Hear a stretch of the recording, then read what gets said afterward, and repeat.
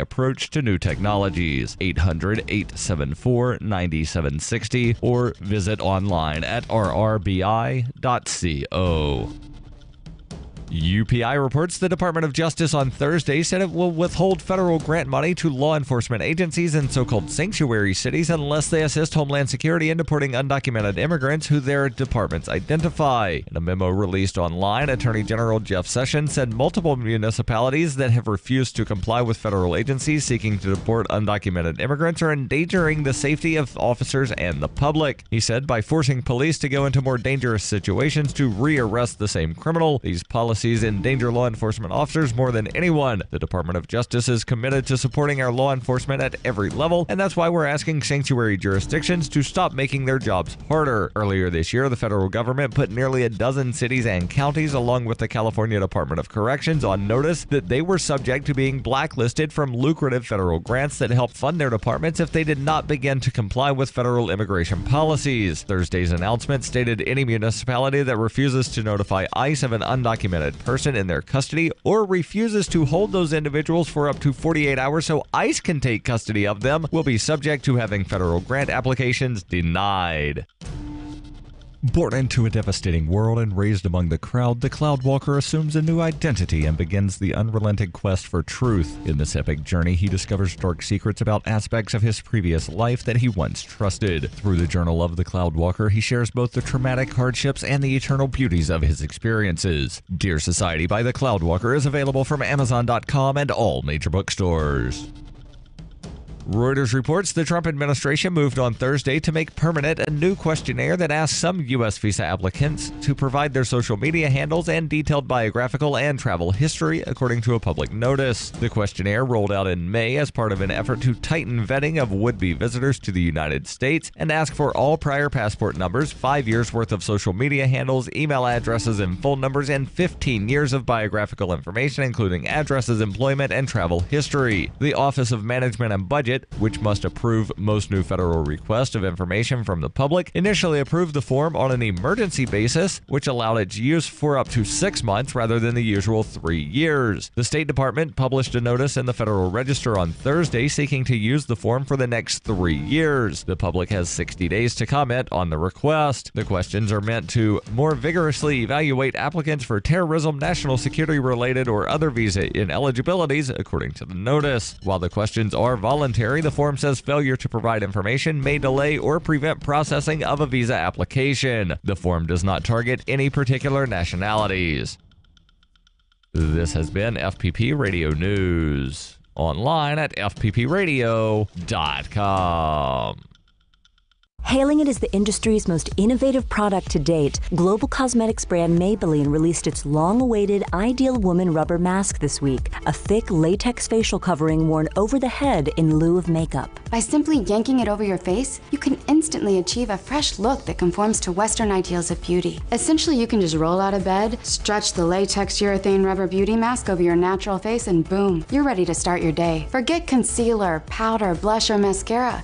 Now you can achieve a look that adheres to the conventional standard of feminine perfection in seconds. It's incredible. You immediately see the difference. The very first time I tried it on, my pores were minimized, my skin tone was more even, and all of the idiosyncratic little wrinkles, physical imperfections, and tiny irregularities that make my face unique were erased. I don't spend a lot of time on makeup anyway, but now all I need to do is yank this thing over my head, and that's it. I'm conventionally attractive. I mean, this gives me so much more time to find an outfit that makes my body look thin and socially acceptable.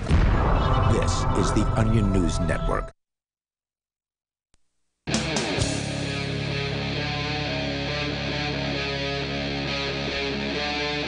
Free Talk Live.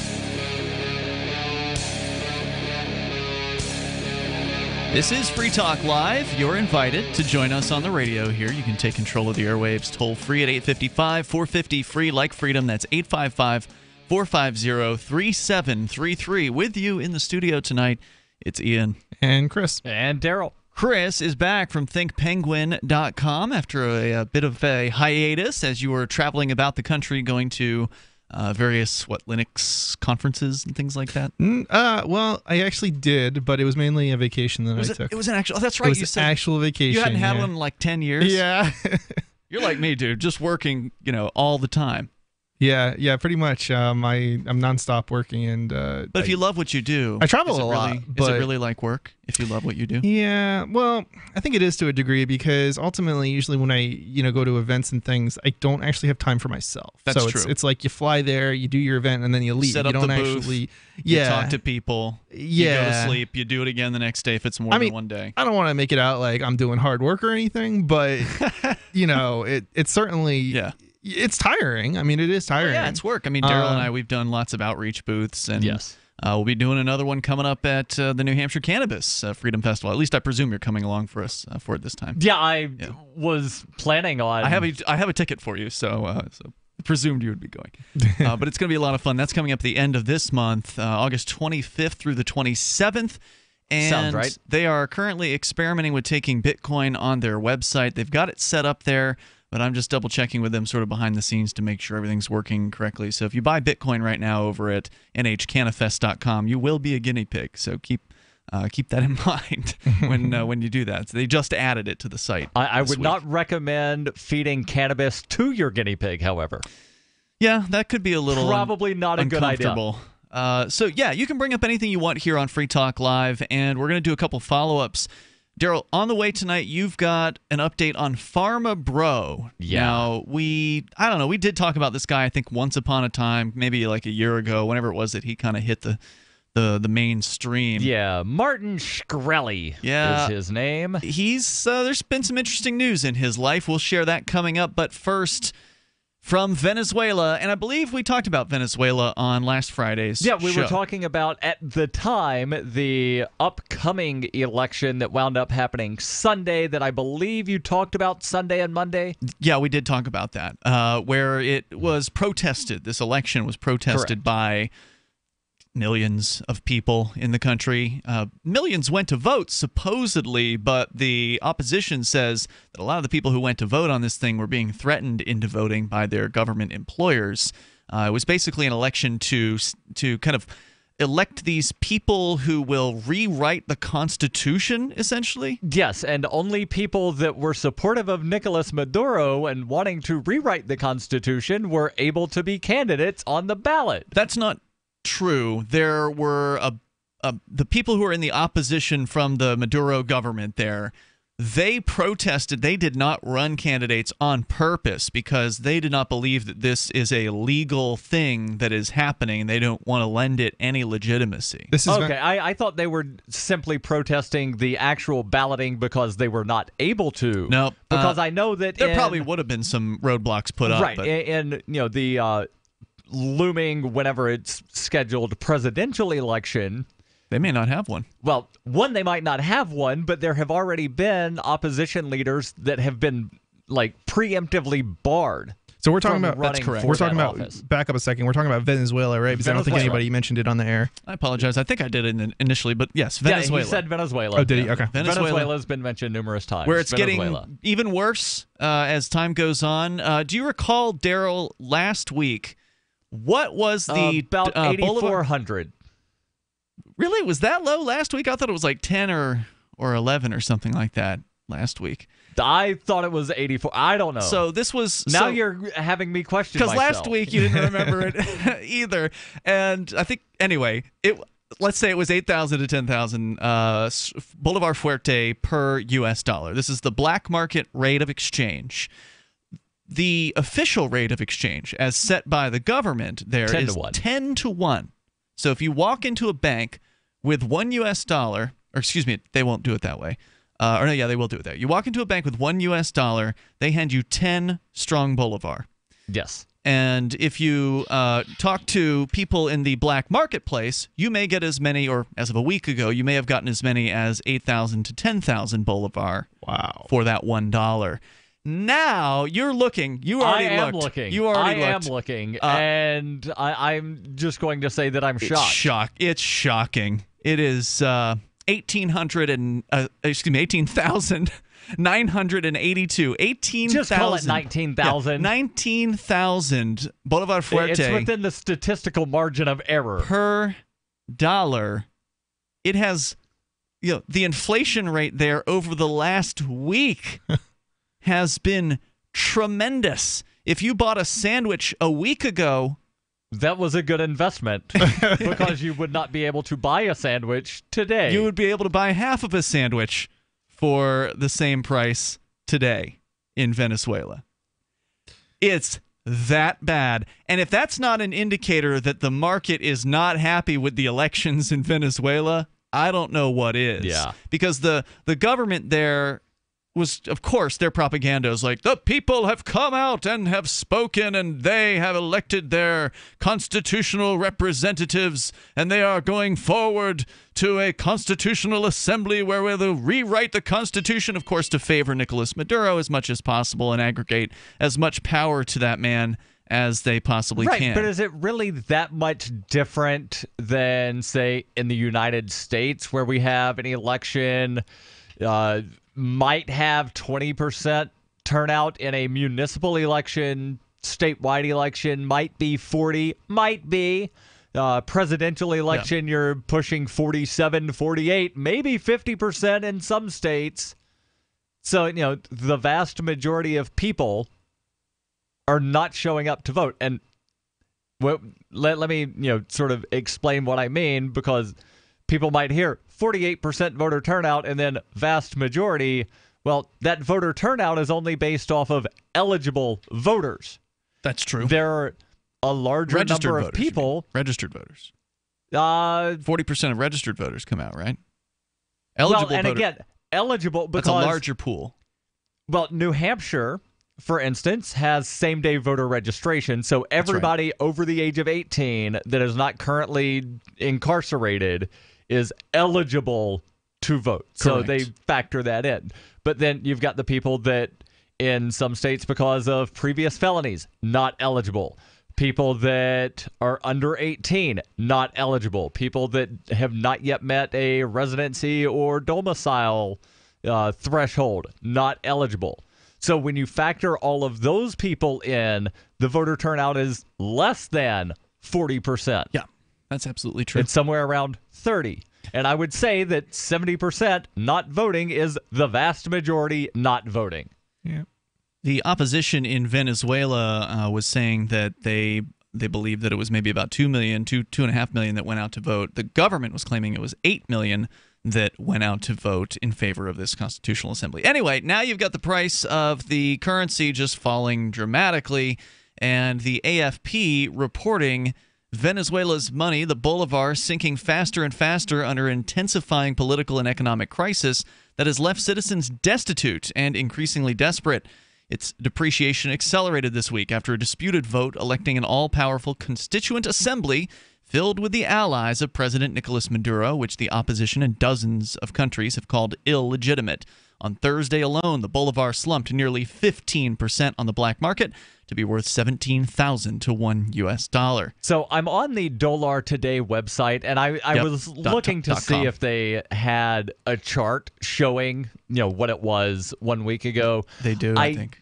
Right. I thought they did, but I can't get that to open. But I did find apparently the inflation rate is calculated at 265.6%. And that is over what period of time? Inflation is generally calculated per year. Okay. More on the way here in moments because the rate in the last week has been pretty insane. 855-450-FREE, like freedom, 855-450-3733. More about the fall of a socialist nation into potential complete dictatorship right around the corner. And you can join us at 855-450-FREE. This is Free Talk Live. This is Ed Lukasevic. And Cindy Lukasevic at Dinovite. This year, whenever you order a 90-day supply of Dinovite for your dog, we'll send you a free sample of one of the other doggy things we make. Like Liquid Chops, Super Mega Fish Oil, or Doggo Suds Shampoo. What's on your dog's wish list? We'll offer a different freebie each week at Dinovite.com. Don't you just love the sound of healthy, happy dogs? Dinovite is nutrition. Dinovite for life. DINOVITE.com. Ew, get the stinky dog away from me. DINOVITE.com. Order a 90-day supply of Dinovite for your dog this week. We'll send you a bottle of NomoFlea free. NomoFlea flea spray kills fleas safely with no poison. Because it's a polypeptide protein molecule made from vegetable oil. Try NomoFlea. Free this week at Dinovite.com. Everything we tried failed except the Dinovite. DINOVITE.com.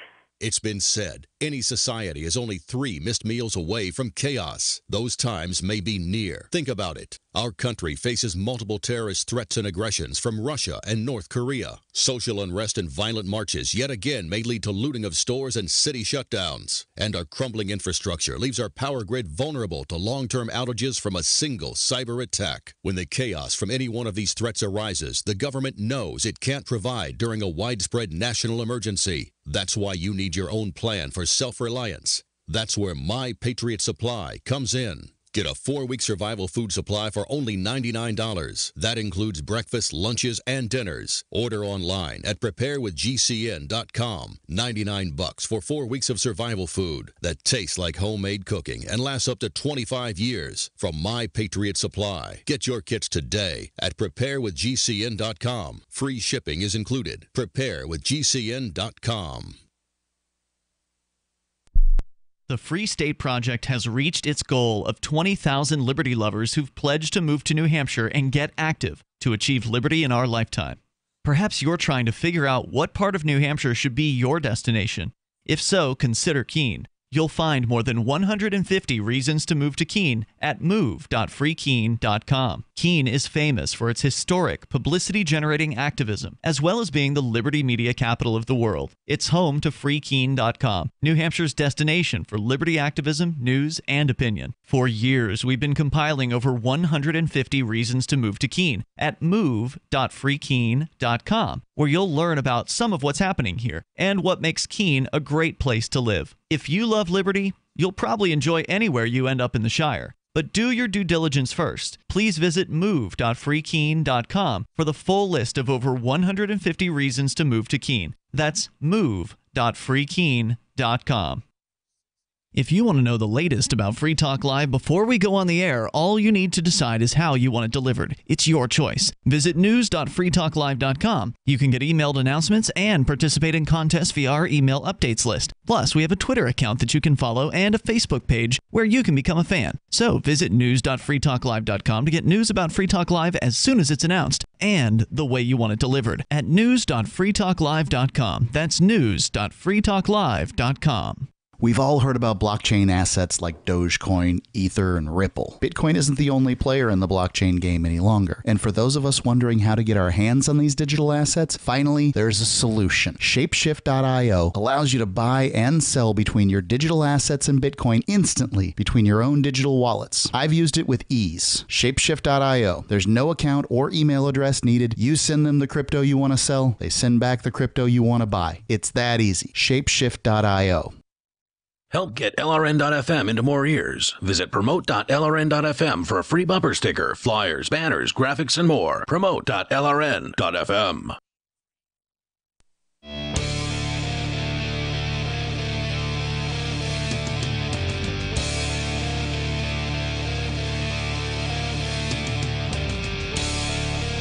This is Free Talk Live, and you can dial in toll-free here at 855-450-FREE, like freedom, 855-450-3733. Not a thing that the Venezuelan people are experiencing right now. Not much freedom down there, unfortunately. Maybe at some point they will get themselves out from under the thumb of this man, Nicolas Maduro, who is set to, bring more power onto himself by this supposedly constitutional process that some people are saying is a bunch of BS. The price of the Venezuelan bolivar has been falling dramatically in just the last week alone, but certainly over the last few years. Almost doubled in the last week. Yeah. Almost. Yeah. It went from like 10,000 to right now 19,000 bolivar fuerte per dollar. It's a terrible situation. We were just talking actually during one of the breaks about, how much Bolivar Fuerte does it take to go and purchase yourself a sandwich in Venezuela? And while they did just issue the 20,000 Bolivar Fuerte note, that's their highest level note that they have, and that is essentially the equivalent now of just above $1 worth of Bolivar Fuerte on the black market. Yes. So that's like 25 bills, basically, if I want to go out with somebody and, like me and my partner. If you got a $25 meal, if you could find the food, as Darryl not pointed out. not $25 meal. I mean, that's like what, 25? That's like 12 something per person.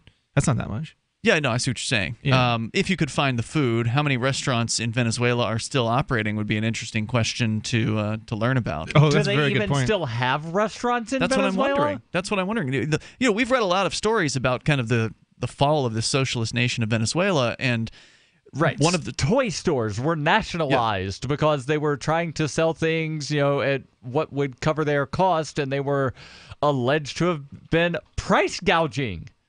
Yeah, that would be interesting to look at because, we've certainly seen what is it like in the hospitals. It's dismal. There's, a lack of medicine, a lack of some of the most basic medical supplies. Sorry, you cut yourself? Well, you could run some water over it. They still have water there, but do they? You don't really have much. It clean water? Are we making an assumption here, or they must still have water. The people haven't all died of thirst at this point. There's just a bunch of places where they don't have running water. Well, I didn't say it was clean.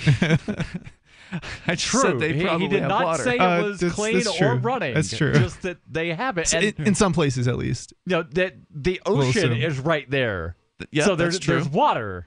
The salt could help with the wound, I guess. If you might be one of your best bets, actually, Darryl, is to go to the ocean side and wash up there because there's no antibiotics. There's no, there's just the basics aren't even there. You can't get chicken easily. You can't get rice easily. You can't get the basic foodstuffs. It is a terrible situation. But we haven't seen a focus article on what's it like in a Venezuelan restaurant where likely every day they're updating their prices. Like that's almost a guarantee. They probably have a menu that they can easily go through and change the prices on, and they're just.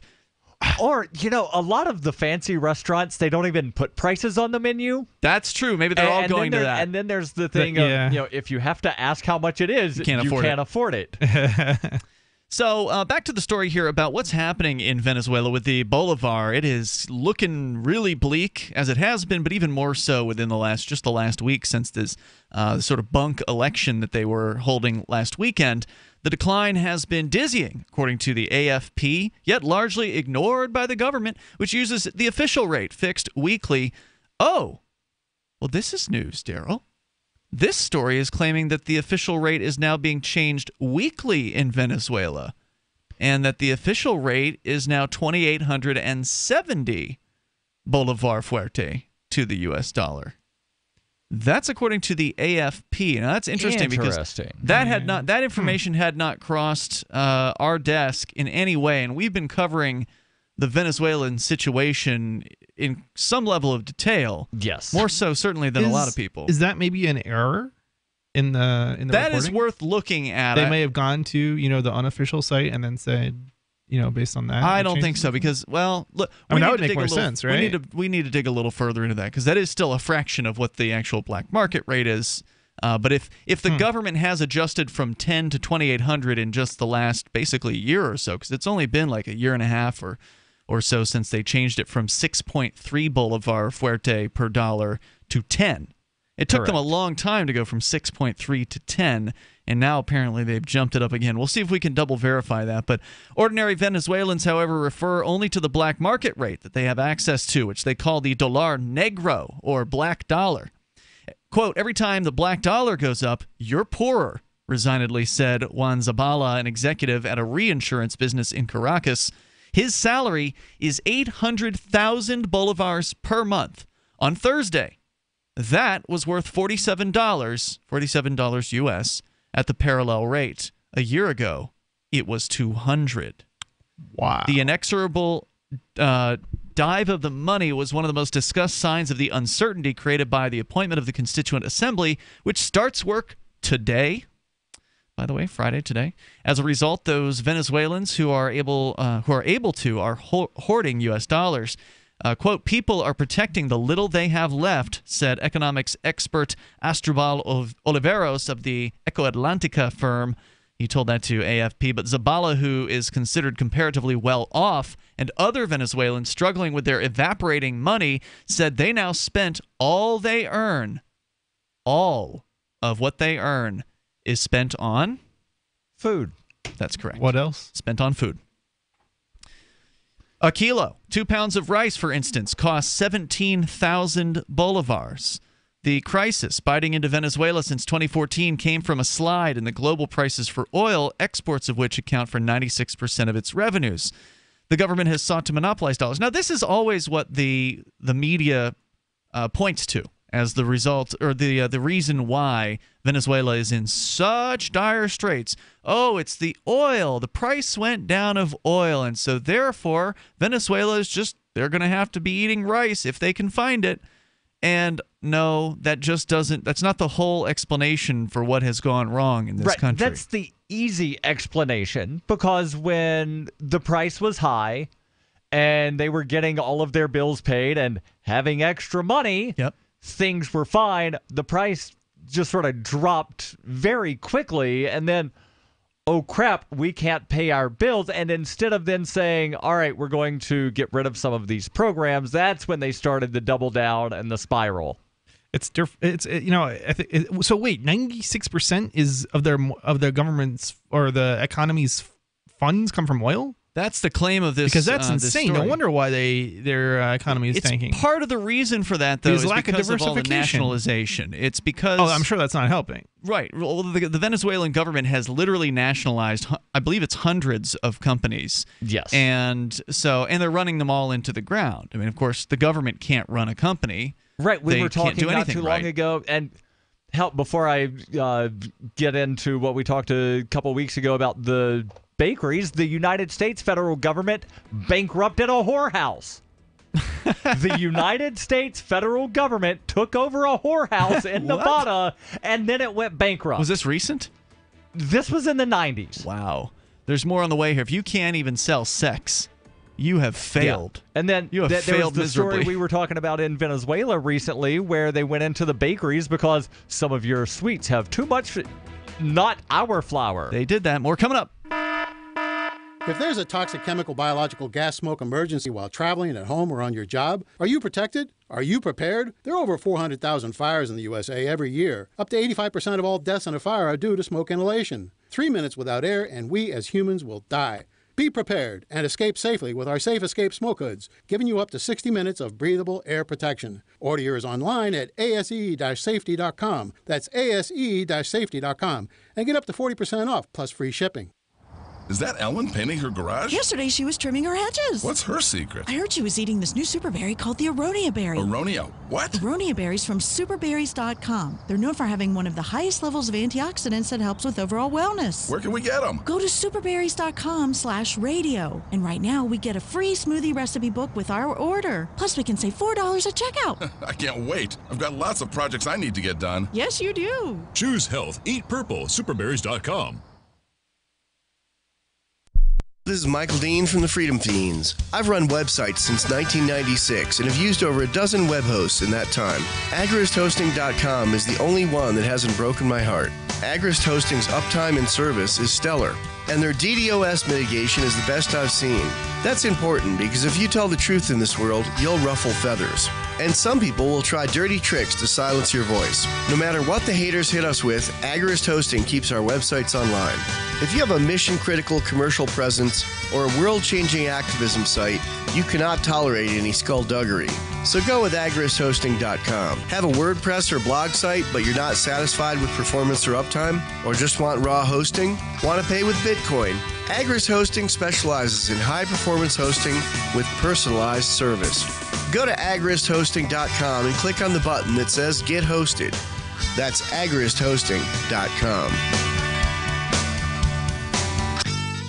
There's no better app for tracking the value of cryptocurrencies than CoinCap. I've had a lot of apps for tracking Bitcoin, but none that's ever been able to track 500 digital assets at once. Their best feature is the Altfolio. I love this thing. You enter how many Bitcoins, Ether, Dash, Doge, or whatever else you have, and it tells you how much your crypto is worth. You can watch yourself get rich. If you have crypto, go right now to coincap.io, or you can use the Apple Store or Google Play to get the app. I love CoinCap. coincap.io. Here's a chance to do a little activism while you're cruising Facebook, Twitter, or Google+.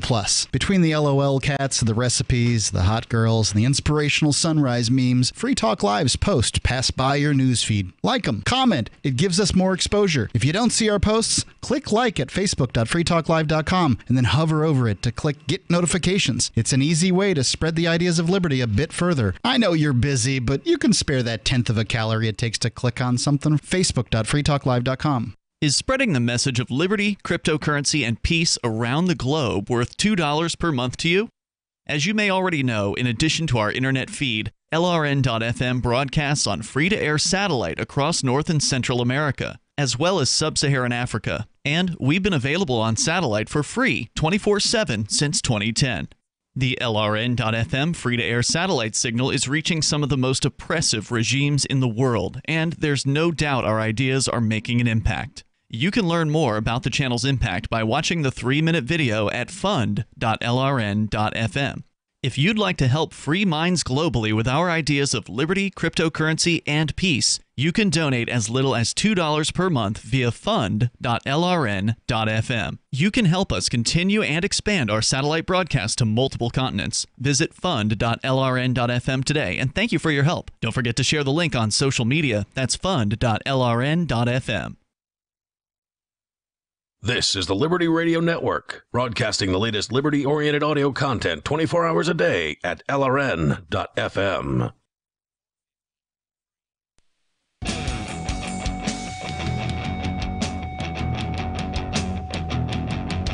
This is Free Talk Live, and you can dial in toll-free here.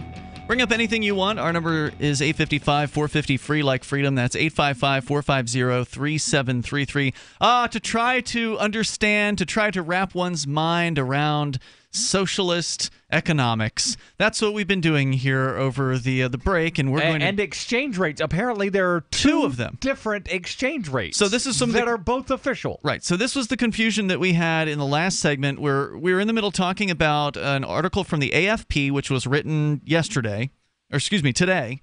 It was written today, and it's about Venezuela's crumbling currency, the insane inflation rate as indicated by the black market inflation, the numbers or the pricing, what $1 changes into as far as Bolivar Fuerte in Venezuela.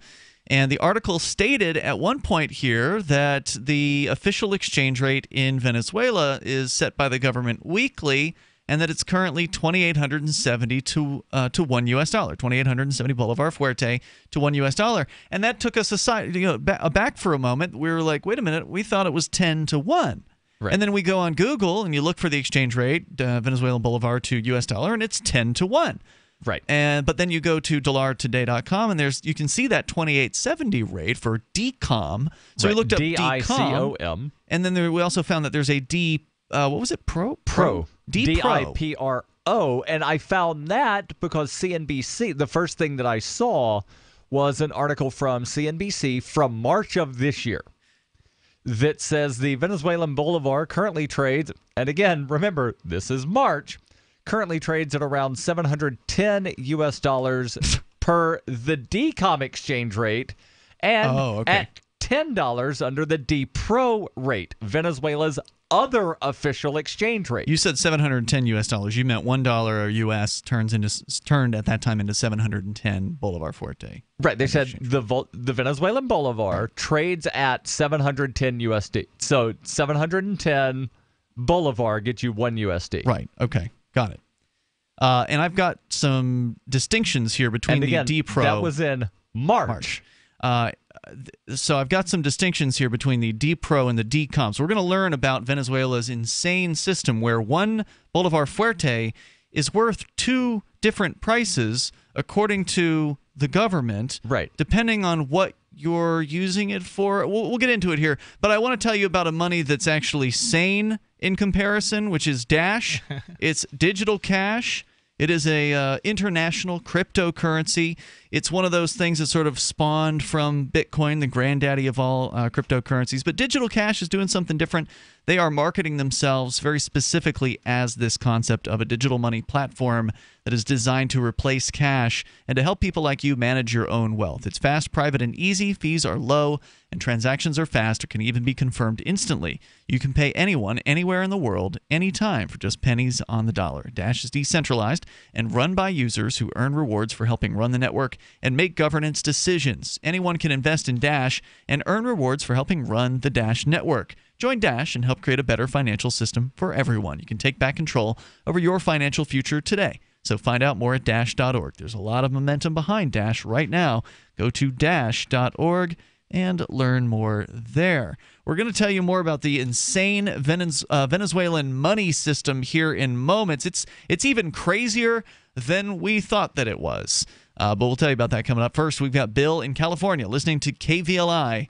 Hey, Bill, you're on Free Talk Live. Thanks for taking my call, guys. Welcome. Hey, I wanted to, you're on this topic, and similar kind of reminds me of what happened here, not to the extent in the late 70s in the United States. We were running close to 20% inflation here in America. Every time you went to get groceries, like hamburger was like 30 cents a pound more each time you went to buy some. Was that when there were the lines at the gas pumps, too? No, that was earlier. That was in the 73, 74. Gotcha. This was just General Jimmy Carter. They called it stagflation. Wages weren't going anywhere, but the prices were going up. I bought my first new car. I bought a loaded upscale Dodge Magnum in 1978. Cost me $6,000. That car today would probably run over $30,000.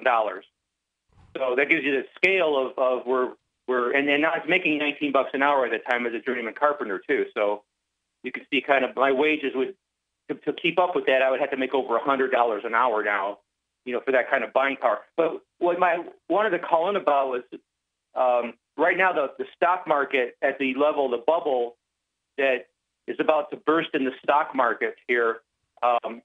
Since the election or since the Trump inauguration, the market is up close to almost to 5,000 points. I think that's due to some behind-the-scenes deregulating of some of the financial markets in New York, and it's causing this big stock buy going on right now. People are just getting in and out quick, making a quick buck. This is all going to collapse here very soon, and the same people that took it in the shorts before are going to get it. It's going to be the retirees that have their money invested in stocks in their IRA programs, things like that. The pros will they'll sell out first. So when you say it's all going to collapse, you said it's all going to collapse here rather soon. Do you mean just the stock market, or do you mean the entire economy of the United States government? It'll throw the economy into a serious recession, maybe even a depression. It'll probably. I'm saying that the market will probably. It'll start out. It'll lose like on a Friday the market will open. It'll lose like 2,000 points in the first 45 minutes. They'll close the market for the week. For the week, they'll close it like at 10 a.m. And then over the weekend, the pressure will just build and build and build. And then when it reopens on the ensuing Monday, it'll drop another 3,000 points in the first hour, and then they'll just have to let it go. And at the end of the carnage, we're back down to about 9,000 for the Dow. And then, the pros will buy back in. What they sold at 20 when the Dow was 22,000, they sold off, and then they'll buy back those same stocks at pennies on the dollar. And retirees, the middle class that was in the market, they're going to get pennies on the dollar for what they've been investing in. That may be why some of the older folks in this area have been coming out to Bitcoin meetups that we've been having. We have every 8 days here in the Keene area, and also now every 8 days out in Portsmouth, New Hampshire. They're having meetups, and we're seeing a large number of folks in their 60s, late 50s, 70s. That are coming out, and they want to learn about Bitcoin. They want to learn about cryptocurrencies. They are very interested. They've heard about the prices that have been going up over time in a much greater manner than most stocks. On on that topic, isn't that kind of, I mean, what is a Bitcoin selling for now? About $3,000, something like that? It's flirting with 3,000 today. What was it, 2,850 or something About like? 2,850 this morning. I'm worried about a crash in that too. Okay? Oh, yeah. It's possible. Crash down to It could. Bitcoin. I wouldn't be surprised if it crashed, but at the same time, I think it's going to go up a lot more before it crashes. I think it's probably going to, peak out closer to 6,000. Well, and even if it does crash, it usually then rises again, right? Beyond the point at which it had crashed. In one case, it took 2 years to come back from a major crash. Yep. But it did come back, and now it's more than doubled, almost tripled its previous major crash rate. And that old crash rate is a very, very low floor. Right now, it seems like 2,000 is sort of the mental floor, if you will, for Bitcoin. Well, I think there have been though. some behind the scenes in Washington regarding our stock market here in New York.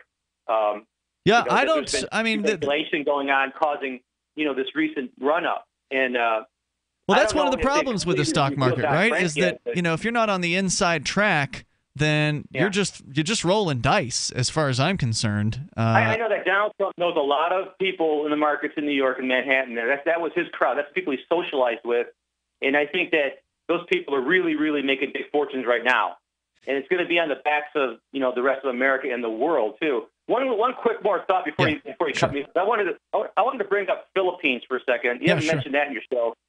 Duterte is trying to consolidate his, like the guy Maduro. Duterte is trying to consolidate his power into his dictatorship in the Philippines. Oh yeah, and he'll just go out and have his cops crack heads in order to do it. If you want to tell us more about what's happening in the Philippines, we'd love to hear about it, because we have been sort of tangentially following that situation. Hang on, Bill. Hang on. 855-450-FREE, 855-450-3733. You can take control of the airwaves. I mean, Duterte will shoot you himself. It's Free Talk Live. Do you want to help build a better financial system for everyone? Join Dash. Dash is Digital Cash, a digital money platform designed to replace cash and help people manage their own wealth. It's fast and easy. Fees are low and transactions are confirmed instantly. Dash is decentralized, run by users who earn rewards for helping run the network and make governance decisions. Dash is set up to succeed where other platforms have failed. Give it a try. Dash.org. Help people take control over their financial future today. Find out more at Dash.org. Imagine, if you will, a virtual world, a symbiotic economy with its own currency, where you can barter your services with others. Symbi.com is a marketplace of real people exchanging skills and services, from web developers, marketers, video production specialists, and teachers of all sorts, to gaming consulting or fitness coaching. Symbi.com is a vast world of people trading freely. Take my word for it, it's an adventure you can't afford to miss. Simbi.com. BuySellMakeOffer.com is better than ever. I'm Pat Matthews, here to tell you that BuySellMakeOffer.com, the revolutionary site for buying and selling anything and everything, just upped the ante. Go right now to BuySellMakeOffer.com and click the Sign Me Up button. When you do, you'll get the first month free, and then it's just $9.95 a month to be a member forever. And you don't need a credit card for the initial setup. Create your own store on the site and sell whatever you want, as long as it's legal, however you want, and sell an unlimited number of items. Create your own intro video to describe what your store is all about. Use Skype to see who you're buying from or selling to. Sell unused household items, as well as antiques, cars, televisions, collectibles, real estate. The possibilities are unlimited. Use social networks to promote your store right from our site. Remember, there are never any fees, no matter how much you sell. Become a member today. I'm a member. Get all your friends to sign up, too. This could become a great business for you. Sell whatever you want for the first 30 days, free at BuySellMakeOffer.com. This week, researchers released a comprehensive 5-year study linking heavy drinking during pregnancy with attending a concert by Detroit-based rap rocker Kid Rock. The study found that women who had consumed alcohol while pregnant were much more likely to be wearing leather halter tops and making devil horn hand gestures during encores of All Summer Long and Ba with the Ba than those who did not. drinking 3 or more alcoholic beverages in less than an hour was highly correlated with going backstage at a Kid Rock show and then getting into a fistfight with another woman in the parking lot. The world's supercomputers released a study this week confirming that they lack sufficient power, presenting a thorough case for significant leaps in speed and memory. Overwhelming evidence found that these complex machines should have total control over the critical systems they manage, including integration into the planet's energy grid, freshwater supply chain, and telecommunications systems. The study's 500 co-authors further concluded that all permutations have been simulated and that this is the optimal course of action. This is the Onion News Network. So you've heard all 3 hours of the latest episode of Free Talk Live, and you're still hungry for liberty-oriented audio content? Did you know that we have another 24/7 audio stream at LRN.FM? The Liberty Radio Network airs the latest episodes of some of the best liberty-oriented podcasts on the internet around the clock. In addition to recorded content, you'll also hear live shows like Free Talk Live, originating from our Keene, New Hampshire studio. So listen anytime at LRN.FM. That's LRN.FM. When you hear the word lobbyist, you probably think about greedy corporations, but not all lobbyists are the same. Some are fighting for the freedoms you hold dear. Liberty Lobby LLC is doing just that in New Hampshire, working hard to represent you, not some special interest group. You can help by going to libertylobby.info, where your contribution will give us the tools we need to ensure that your voice is heard. Visit libertylobby.info today to find out more. You can sign up to receive the latest about the Liberty Radio Network via our email updates at updates.lrn.fm. That's updates.lrn.fm.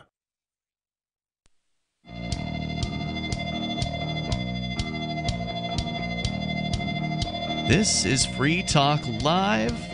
You can join us on the radio waves. You can take control of the airwaves here at 855-450-FREE, like freedom, 855-450-3733. Coming up, we're going to dig into the bizarre Venezuelan financial setup that the government has there. We did not know until tonight that there are actually 2 different government exchange rates for the Venezuelan bolivar fuerte. Yes. We'll tell you more about that coming up here in moments. With you in the studio tonight, by the way, it's Ian, Chris, and Darryl. We were just talking with Bill in California. We're going to bring him back on here in a moment. But we were discussing the stock market, and he is predicting, some dire future. He says that the stock market is currently in a bubble, and I don't know. I mean, I'm not a stock market follower type.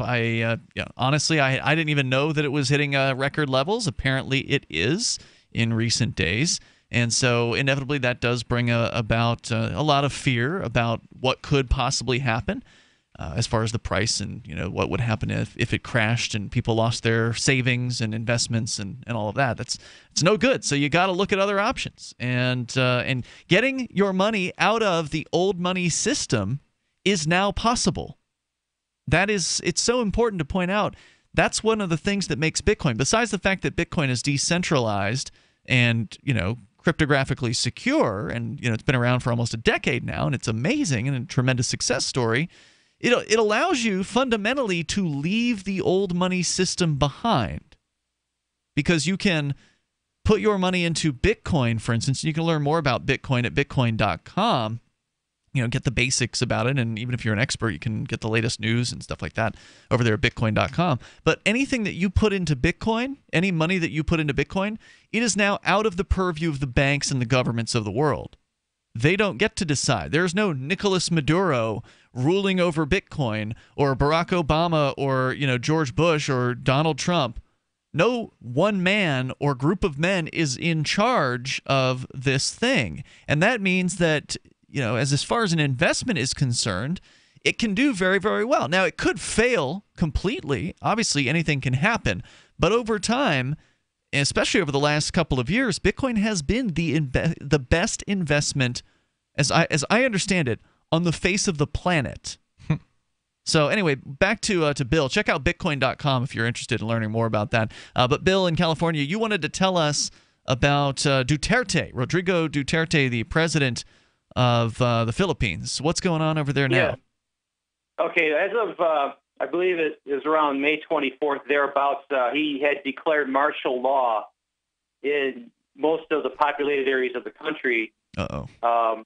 I think he was under the same situation as Maduro is. He held some kind of kangaroo elections there where 98% of the people voted for him. Anyways, the Philippines, there's a lot of expatriate Americans. A lot of Americans go there to retire, or they go there to visit on vacation. He has been running these. He's had this crackdown on drugs going on for the last couple of years, and they've kind of morphed into. It started out as just harassment of foreigners and things like that. It has morphed into death squads there. There have been several thousand executions of foreigners of American. I'm not going to necessarily say American citizens or anything like that, but people like non-Philippine citizens there are being dragged off the streets and executed there and left for dead. And the reason I wanted to bring that up is because there's a fellow that lives here in the summertime. He goes back to the Philippines in November, spends the non-monsoon season there, and he loves it there. He says that it's a beautiful country. It's cheap to live there. He rents a place for $100 a month and bicycles around, gets around on a bicycle and all that. And then he comes back here to escape the monsoon. He's here right now. I talk to him every day almost. It sounds nice as long as you don't run into Duterte's thugs in the streets and they decide they want to shoot you down. Well, you never know. I mean, you can be there. You can just. I mean, he's kind of a tall white guy and stuff, and the people there. About 60% of the Philippines lives in abject poverty. Okay, There's a huge wealth disparity, and there's a huge amount of people there. There's like 100 million people that live in the Philippines. So wait. Yeah, Why does he want to kill? Why is he killing like outsiders? Like, why would he want to do that? What's his benefit? Oh, he's killing plenty of his own people too. Just to be clear, there's plenty of Filipinos who are also being gunned down in the streets, ostensibly because they have drugs or are a drug dealer, and Duterte or terrorist. So what's theoretically being gained by him? I mean, personally, he must be gaining something to be wanting power. to do this. He's gaining power. Right. I mean, he's gaining the ability to. Headline from RT yesterday: Duterte wants 30,000 more troops to crack down on the Islamic State and other emerging terrorist threats in the Philippines. Oh God. Bill, anything else you want to share about this? Yeah, I think that what I was saying earlier, he's doing this. He's trying to consolidate. He's trying to form a dictatorship, probably a lot like Maduro was doing. Mm-hmm. And by one of the tools you can use, I don't know how much Maduro's doing it just by breaking the people, by ruining the currency. The other way to do it is to scare people. Sure. Who wants to run against this guy? Right. I mean, who wants to risk getting gunned down in the streets to run a political campaign against Rodrigo Duterte? I mean, that's the kind of idea here. No. The thing is he wants to create these like the drug problem, the ISIS problem. Like I'm going to be the person to protect you. That's why I'm sending my troops out to kill these supposed drug dealers and these supposed terrorists. Okay? Oh yeah, he's incredibly popular. But he's not. The people are revolting against it, especially the younger people. Are they? Okay, that's good to know. Yeah. Well, anyways, thanks for the time. Hey, thanks, Bill. I appreciate hearing from you. I hadn't heard about a revolt going on in the Philippines. I mean, it inevitably will happen anywhere somebody is in a position of power like this. Anybody aggregating more power to themselves is going to inevitably, sort of the equal and opposite reaction that is created from that is that there are going to be people that are going to push back. And unfortunately, a lot of those people are going to get shot down in the streets by these thugs, by the people who are calling themselves the police in this case. Duterte had said when he took office, that I mean, I'm paraphrasing, obviously. I don't know exactly what he said because it was in a different language, but ultimately that he was going to forgive anybody or pardon the police officers who were just shooting people down in the streets. So you basically have a Judge Dredd situation there where the cop is the judge, the jury, and the executioner all in one. And if they don't want you around anymore, all they got to do is throw down a needle on your body, and then it's like, oh, drug user. And I speculated that he would, just ex post facto deputize anybody that wound up shooting somebody that was suspected of having drugs. Oh, you shot a guy that had a gram of cannabis? You're a deputy now. Welcome to the force. And Get now, that man an upgrade. And now here's your termination papers. Give him a new gun. You're good. So yeah, it's crazy, and they've been arresting, of course, also thousands of people. The prisons there. We read a story about the prisons in the Philippines where it's so bad that they are outside laying down in a basketball court in one of the prisons because they don't have enough room in like the cells and the cots and the bunks or whatever. They actually have to lie them in the stairwell. So imagine going to sleep on a stair with a man. No, thank you. One stair below you, and another stair above you, or two stairs. However many it takes to fit men into a stairwell. I'm just trying to figure out, how wide this stairwell is, because I'm picturing the stairwell here in the LRN studio. Yeah, most stairwells are not particularly wide. You can't really have two people walk past one another on the stairwell unless they both turn sideways. Yeah. So there's no way I could even sleep on the bottom step of those stairs. Yeah, I mean, it's crazy. I've seen the pictures. Oh, I'm not saying you've not seen the pictures. I'm just wondering how wide the stairwell, how are the stairs large enough for a full-grown man to actually lie there and actually get some sleep? I got to find the picture again. It's just so it's so I want to see this too. So I mean, I will find something here. I'm looking at pictures of just a thronging mass of people in this basketball court. So, I mean, it is just so crazy. Let's get back to the Venezuela thing that we started the show on, where there's the two different exchange rates that are both officially set by the Venezuelan government. Yeah, we're going to get back into that coming up here in hour number 2. I mean, look at this, DCOM and Chris. the D-Pro. Look, this is the basketball court where people are. I mean, you can't even count. You can't even count how many human beings are in that photograph. They're packed in so tight. Yeah, they're shoulder to shoulder almost. It's insane. 855-450 free like freedom. 855-450-3733. More on Venezuela in moments. You can bring up what you want. Have you wanted to get into Bitcoin mining but don't want to deal with the hassle and frustration of operating the mining hardware? Let pool.bitcoin.com handle it for you like I did. For an investment of as low as $129, you can have a lifetime mining contract and support the Bitcoin network. If you already have mining equipment, you're invited to join pool.bitcoin.com. It's the most profitable pool for miners, paying 120% of the block reward. That's pool.bitcoin.com. Free Talk Live has partnered with Amazon, the largest internet retailer. Imagine a department store category, and Amazon has it. Books, electronics, office products, furniture, jewelry, automotive, toys, clothing, sporting goods, and dozens of other categories. Now you can shop and support Free Talk Live by entering Amazon through our website. Go to shop.freetalklive.com and Amazon will send us a portion of your purchase. You're going to do the shopping anyway, so remember to enter through our site at shop.freetalklive.com. That's shop.freetalklive.com.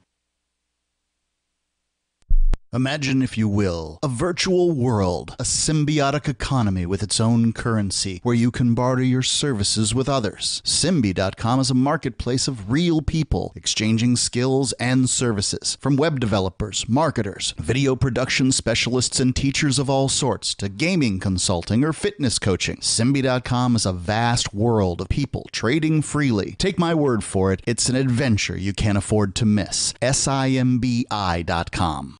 LRN.FM is proud to announce our official listening apps for Android and iOS devices. Now you can easily tune into our streams anywhere, anytime on your smartphone or tablet. Just visit apps.lrn.fm or search for LRN.FM in the Android or Apple app stores. Please download, rate us 5 stars, then share the link on your social media and let your friends and family know how you're listening to LRN.FM. Download it now, free at apps.lrn.fm. You're listening to the live edition of Free Talk Live. Hour number 2 is next, after the news, here on the Liberty Radio Network at LRN.FM. From Keene in the Shire, the Liberty Media capital of the world, this is Darryl W. Perry, host of FPP Radio News for Friday, August 4th, 2017. Silver is trading at $16.72 per ounce. Gold is valued at $1,268 per ounce. Bitcoin is trading at 3.1 cents, and the average price of Bitcoin is $2,857. Antiwar.com reports the Syrian government and a group of self-described moderate rebels have agreed to a ceasefire in the area just north of the key city of Homs, allowing for the implementation of a third of 4 planned safe zones meant to keep combatants separated. Russian officials have announced that they will send military police to set up the new safe zone, establishing checkpoints to divide the fighters and observation towers to ensure that neither side enters the newly demilitarized area. Russia has already done this in the 2 southernmost safe zones, and neither case has seen substantial incidents of fighting since, leading to the hope that the safe zone idea, which was long rejected by many, may finally provide some level of calm, at least in parts of the country. The 4th and final zone will likely be the most difficult as it is the largest. This northernmost proposed zone cuts deeply into rebel-held Idlib province and is intended to separate the coastal Latakia province from the myriad rebels packed into Idlib. The zone in Idlib would require acquiescence from multiple rebel groups, including Al-Qaeda, and its sheer size is likely to make it impossible to implement as currently envisioned, as it would oblige the rebels to give up key territory. For nearly 40 years, Roberts & Roberts Brokerage has been a trusted source for buying and selling precious metals like gold and silver. They also take Bitcoin for precious metal purchases and have permanently removed the minimum purchase amount for all orders paid in the digital currency. Call Roberts & Roberts today for knowledgeable advice on buying and selling precious metals and a forward-thinking approach to new technologies. 800-874-9760 or visit online at rrbi.co. UPI reports the Department of Justice on Thursday said it will withhold federal grant money to law enforcement agencies in so-called sanctuary cities unless they assist Homeland Security in deporting undocumented immigrants who their departments identify. In a memo released online, Attorney General Jeff Sessions said multiple municipalities that have refused to comply with federal agencies seeking to deport undocumented immigrants are endangering the safety of officers and the public. He said by forcing police to go into more dangerous situations to re-arrest the same criminal, these policies endanger law enforcement officers more than anyone. The Department of Justice is committed to supporting our law enforcement at every level, and that's why we're asking sanctuary jurisdictions to stop making their jobs harder. Earlier this year, the federal government put nearly a dozen cities and counties, along with the California Department of Corrections, on notice that they were subject to being blacklisted from lucrative federal grants that help fund their departments if they did not begin to comply with federal immigration policies. Thursday's announcement stated any municipality that refuses to notify ICE of an undocumented person in their custody or refuses to hold those individuals for up to 48 hours so ICE can take custody of them will be subject to having federal grant applications denied. Born into a devastating world and raised among the crowd, the Cloudwalker assumes a new identity and begins the unrelenting quest for truth. In this epic journey, he discovers dark secrets about aspects of his previous life that he once trusted. Through the journal of the Cloudwalker, he shares both the traumatic hardships and the eternal beauties of his experiences. Dear Society by the Cloudwalker is available from Amazon.com and all major bookstores. Reuters reports the Trump administration moved on Thursday to make permanent a new questionnaire that asks some U.S. visa applicants to provide their social media handles and detailed biographical and travel history, according to a public notice. The questionnaire rolled out in May as part of an effort to tighten vetting of would-be visitors to the United States and ask for all prior passport numbers, 5 years' worth of social media handles, email addresses and phone numbers, and 15 years of biographical information, including addresses, employment, and travel history. The Office of Management and Budget, which must approve most new federal requests of information from the public, initially approved the form on an emergency basis, which allowed its use for up to 6 months rather than the usual 3 years. The State Department published a notice in the Federal Register on Thursday seeking to use the form for the next 3 years. The public has 60 days to comment on the request. The questions are meant to more vigorously evaluate applicants for terrorism, national security-related, or other visa ineligibilities, according to the notice. While the questions are voluntary, the form says failure to provide information may delay or prevent processing of a visa application. The form does not target any particular nationalities. This has been FPP Radio News. Online at fppradio.com. It's the Onion Radio News. A spokeswoman gives birth to a spokeschild. This is Doyle Redland reporting. Tacoma spokeswoman Tammy Barker became the proud mother of a bouncing baby spokeschild last night. According to spokespeople, Barker, a spokeswoman for a Tacoma-based pharmaceutical firm, the birthing process was a major success. Peter Wahlberg, spokesman for Tammy's husband Phil, had this to say. At 9:17 p.m. last night, an 8.5-month-old spokes fetus was delivered alive and through the miracle of birth became a 7-pound, 6-ounce spokes child. Spokes father and spokes mother are doing fine. Spokeswoman Barker is expected to be released from St. Robert's Hospital tomorrow. The spokeschild will remain in the hospital's media care unit for several weeks of training. Doyle Redland for the Onion Radio News, online at theonion.com. This is the Onion News Network.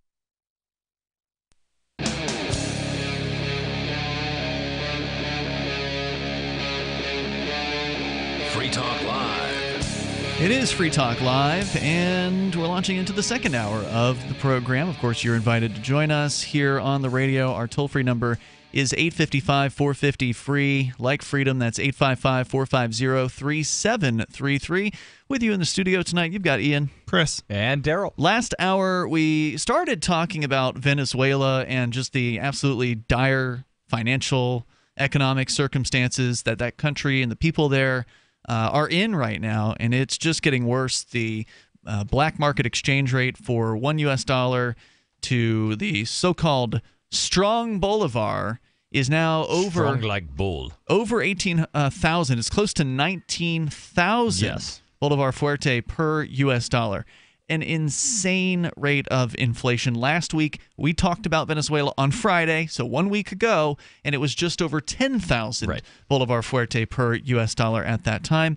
That led us, of course, to mention that, well, it's our understanding that the government has a 10-to-1 exchange rate. So there's the real exchange rate, which is set by the black marketplace. Then there's the fantasy exchange rate of 10-to-1 by the government. But it turns out, as we were reading a different article from AFP about the money situation there, that there's a second exchange rate that the government has decreed. Right. So just to clarify, there is an exchange rate of 10 to 1. That's correct. And then there's another secondary exchange rate that is also set by the Venezuelan federal government.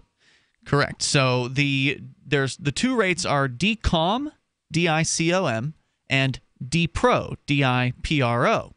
The DPRO rate is the 10-to-1 rate. Yes. The DCOM rate, on the other hand, at this current point in time is 2,870 bolivar fuerte per dollar. Now, why are there two different exchange rates of such great disparity as well? Yeah. In this country. That just seems insane. So there's an explanation, again, what is an it? attempted explanation here from CaracasChronicles.com.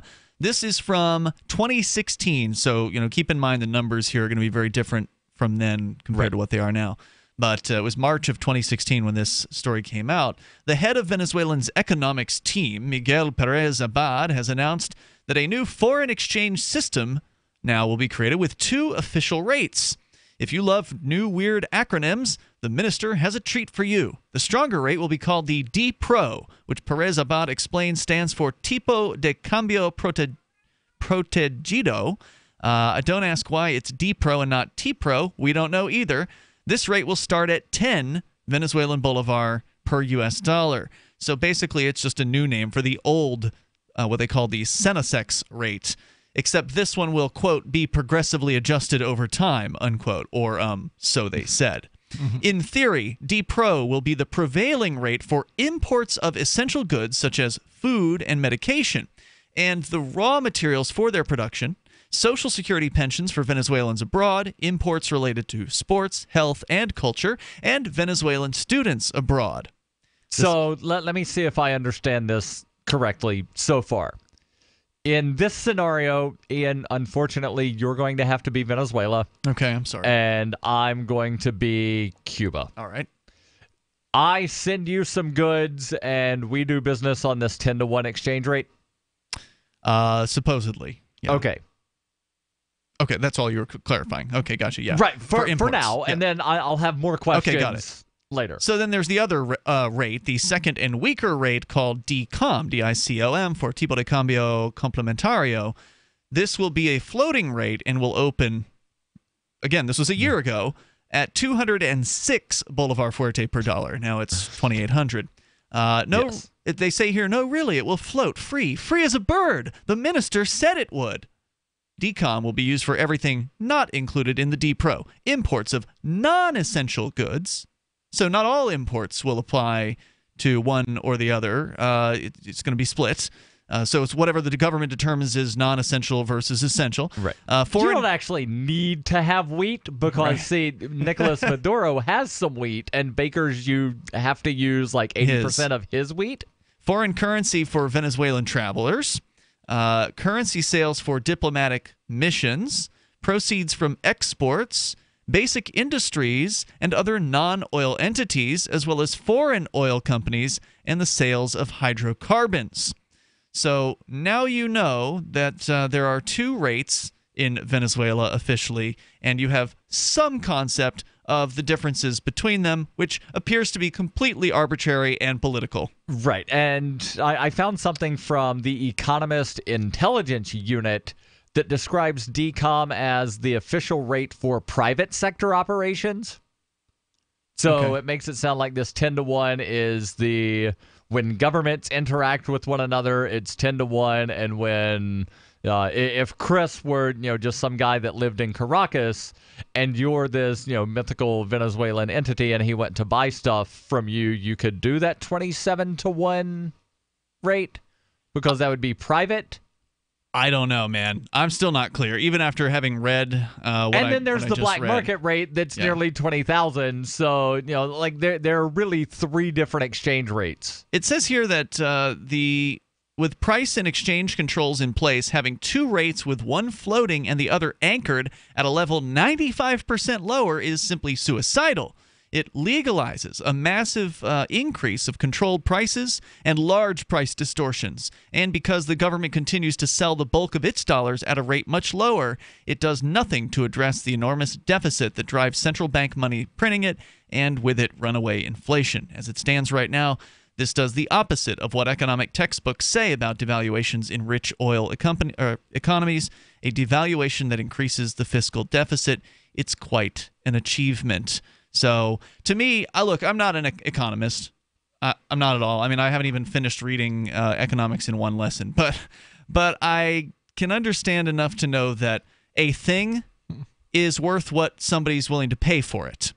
And right now, somebody is willing to pay 18,000 Bolivar Fuerte, or nearly 19,000 Bolivar Fuerte per U.S. dollar. That's the real price of that thing. And the fantasy price, and apparently there are two of them, is that it's 10-to-1 or 2,870-to-1, and which of those applies depends on some politician, some bureaucrat, some pencil pusher, know-it-all. Depends on who you are and why you're making the currency transaction. And who you know as well, because if you know the right people in government, they'll probably and that's a lot dependent upon who you are. Yeah, exactly. So it's a crazy situation there, and so the people of Venezuela are obviously responding to the crazy BS sort of bunk election that they had there on Sunday. You look confused, Chris. Yeah, I'm just thinking about how this compares to certain places in the United States and their tax system, state tax systems, like Louisiana, for instance. What do you mean?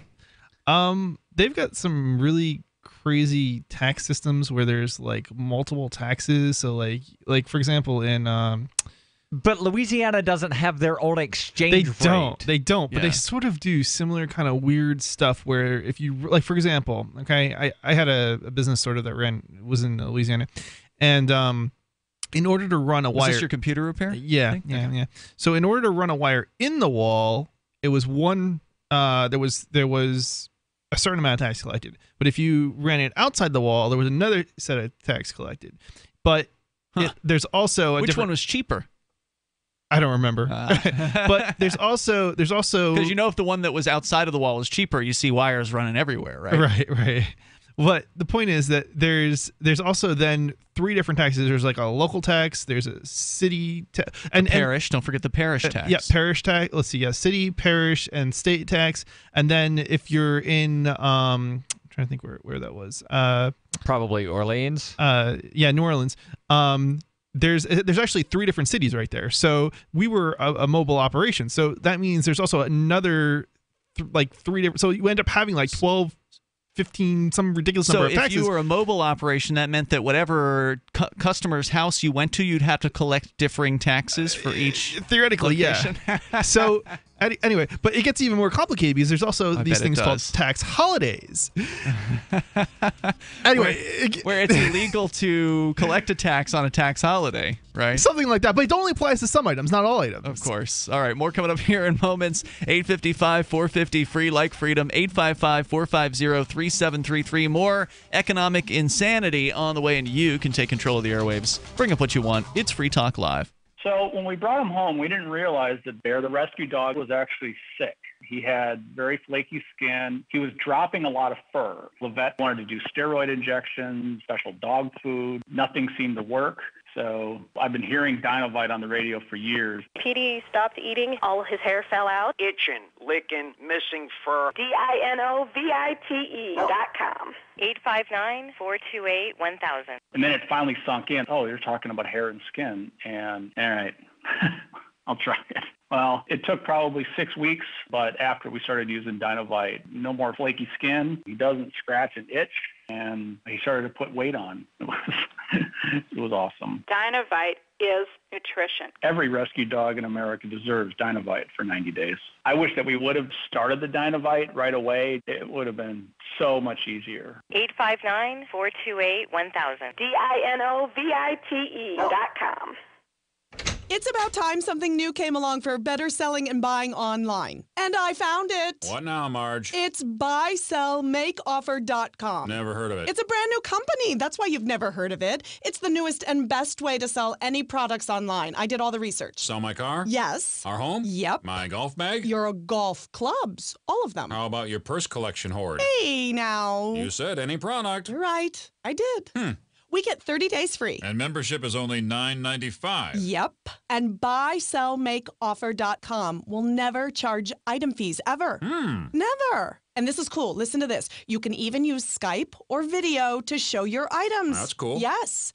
All we have to do is go to the website, sign up, and then load our stuff to sell. I love this site. Buysellmakeoffer.com. Buysellmakeoffer.com. You got it? Buysellmakeoffer.com. Buysellmakeoffer.com. Better selling, better buying. Since time began, tyrants have taken aim at personal liberties. Now there's a movie that aims back. The government has no more right to tell us what to put in our bodies than they have to take our guns or tell us what books we can read. 6 drug police were eaten by bears while raiding a marijuana farm. On your knees, you dirty hippies! Jesus. On your knees! What's the problem, officer? Today, many cops who enforce pot laws do so only because it provides them with cushy jobs, good benefits, and a chance to push people around. I was an undercover narcotics officer. The drug war is nothing but a farce. The Second Amendment says you gotta keep you and your gat intact. Guns and Weed, The Road to Freedom. A film by Michael W. Dean and Nima Vadadi. DVD available now at gunsandweed.com or on Amazon. That's gunsandweed.com. Makes the perfect gift. Remember, that's gunsandweed.com. You may already know about the Free Talk Live audio-on-demand phone line at 641-793-9660. Did you know that not only can you listen to Free Talk Live via your phone, you can also leave a message and have it delivered to Free Talk Live's hosts? To leave us your thoughts, just dial 641-793-9660. That's 641-793-9660. Press 2 for Free Talk Live, and then hit 0 to leave your message. Hi, this is Mark Edge of Free Talk Live. Michael W. Dean's book, User's Manual for the Human Experience, changed my life. In a culture that attempts to turn you into a compliant victim, this book gives you implementable steps on everything from how to be aware of your environment, walking down the street, to business, to how to handle a toxic person in your life. If you're a human, you need to read this book at least once. Go to Amazon and get the Kindle version, or paperback, or an audiobook of A User's Manual for the Human Experience. What's up next? Visit the Liberty Radio Network program guide to find out at shows.lrn.fm. That's shows.lrn.fm. I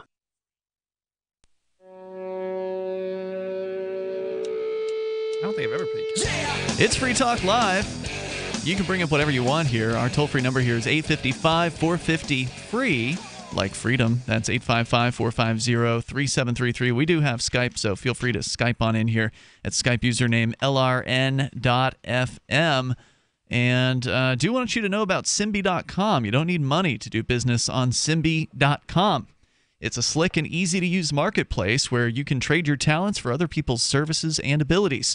You can forget the old economy. This is your economy. It's Simbi.com. You won't believe the diversity of services on Simbi.com. Hundreds of thousands of people are acting within the symbiotic economy. You can get your account at Simbi.com and take a look around and post your services. Once again, that's SIMBI, Simbi.com. We've gotten back into the story here from France24.com, the AFP, reporting on the just this disastrous exchange rate and inflation over in Venezuela, where in just the last week since we talked about Venezuela 1 week ago, it has jumped up from 10,000 Bolivar Fuerte per U.S. dollar to nearly 19,000. And that is just an insane level of inflation. You're basically looking at the cost of everything doubling in the last week.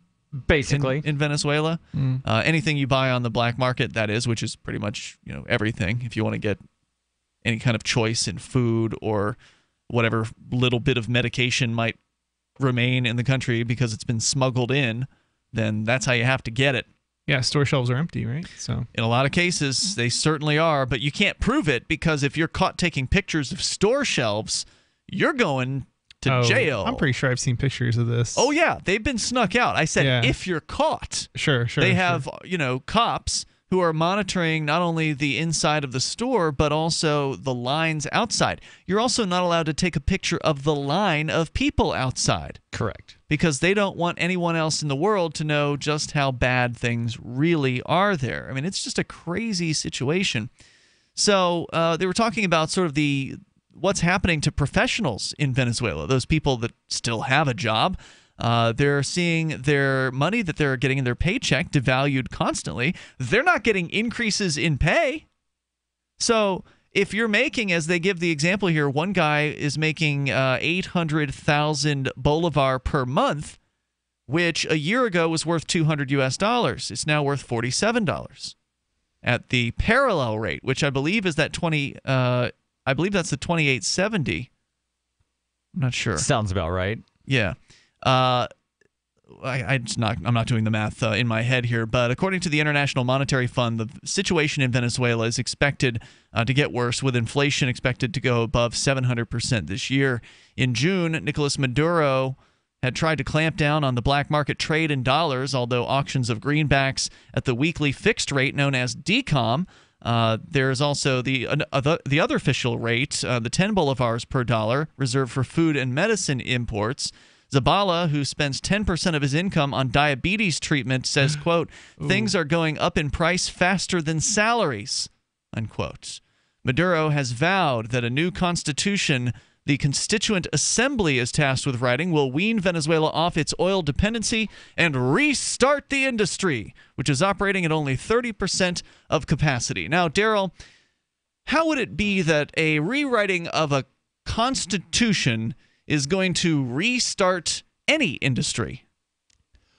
Well, I will have to say that, maybe, and I've not read the Venezuelan Constitution, but maybe there's something in the Venezuelan Constitution that specifies that, the Venezuelan central government runs the thing and pays for everything from revenue from the oil industry. I don't know. So if that's in there and they remove that language, then, maybe somehow. But if we're just talking about, like regular constitutions of you have the right to this, the right to that, blah, blah, blah, government will not interfere. Well, how's that working out for the U.S. government where, Part 1, Article 8 or whatever it is says, here's the things that the federal government can do. And then there have been all kinds of court rulings to construe that, Ian, if you grow wheat in your backyard, then you, sir, are interfering in interstate commerce because you're not buying bread made with wheat that was grown in Iowa. So the federal government has a legitimate right to So by come not in. doing something, you're interfering. That was a Supreme Court case in the 1940s. It's absurd, but yes, I've heard of this. The president who links the black dollar with an economic war allegedly waged by the opposition in collaboration with the United States has not yet given details on exactly what would be implemented. But again, they began the process today, supposedly, of this constitutional assembly working on a new constitution. Yesterday, Maduro promised speculators setting their prices in line with, quote, the terrorist criminal dollar in Miami, unquote, would go to jail. For the past 4 months, Maduro has been the target of protests, which have been forcefully confronted by security units, resulting in a death toll of more than 125 people. The opposition says the new Constituent Assembly is an effort to create a dictatorship along the lines of communist Cuba. Against that backdrop of tensions, quote, there is no limit on how far the black dollar can go, according to Eco Analytica. But a director for the firm, Henkel Garcia, said he believed the current black market rate, quote, didn't make sense, unquote. And he noted the past currency declines weren't linear. Well, of course they're not necessarily going to be linear. They're going to jump on people's opinions. They're going to jump on what the marketplace is thinking and doing. The market doesn't always respond in a straight line.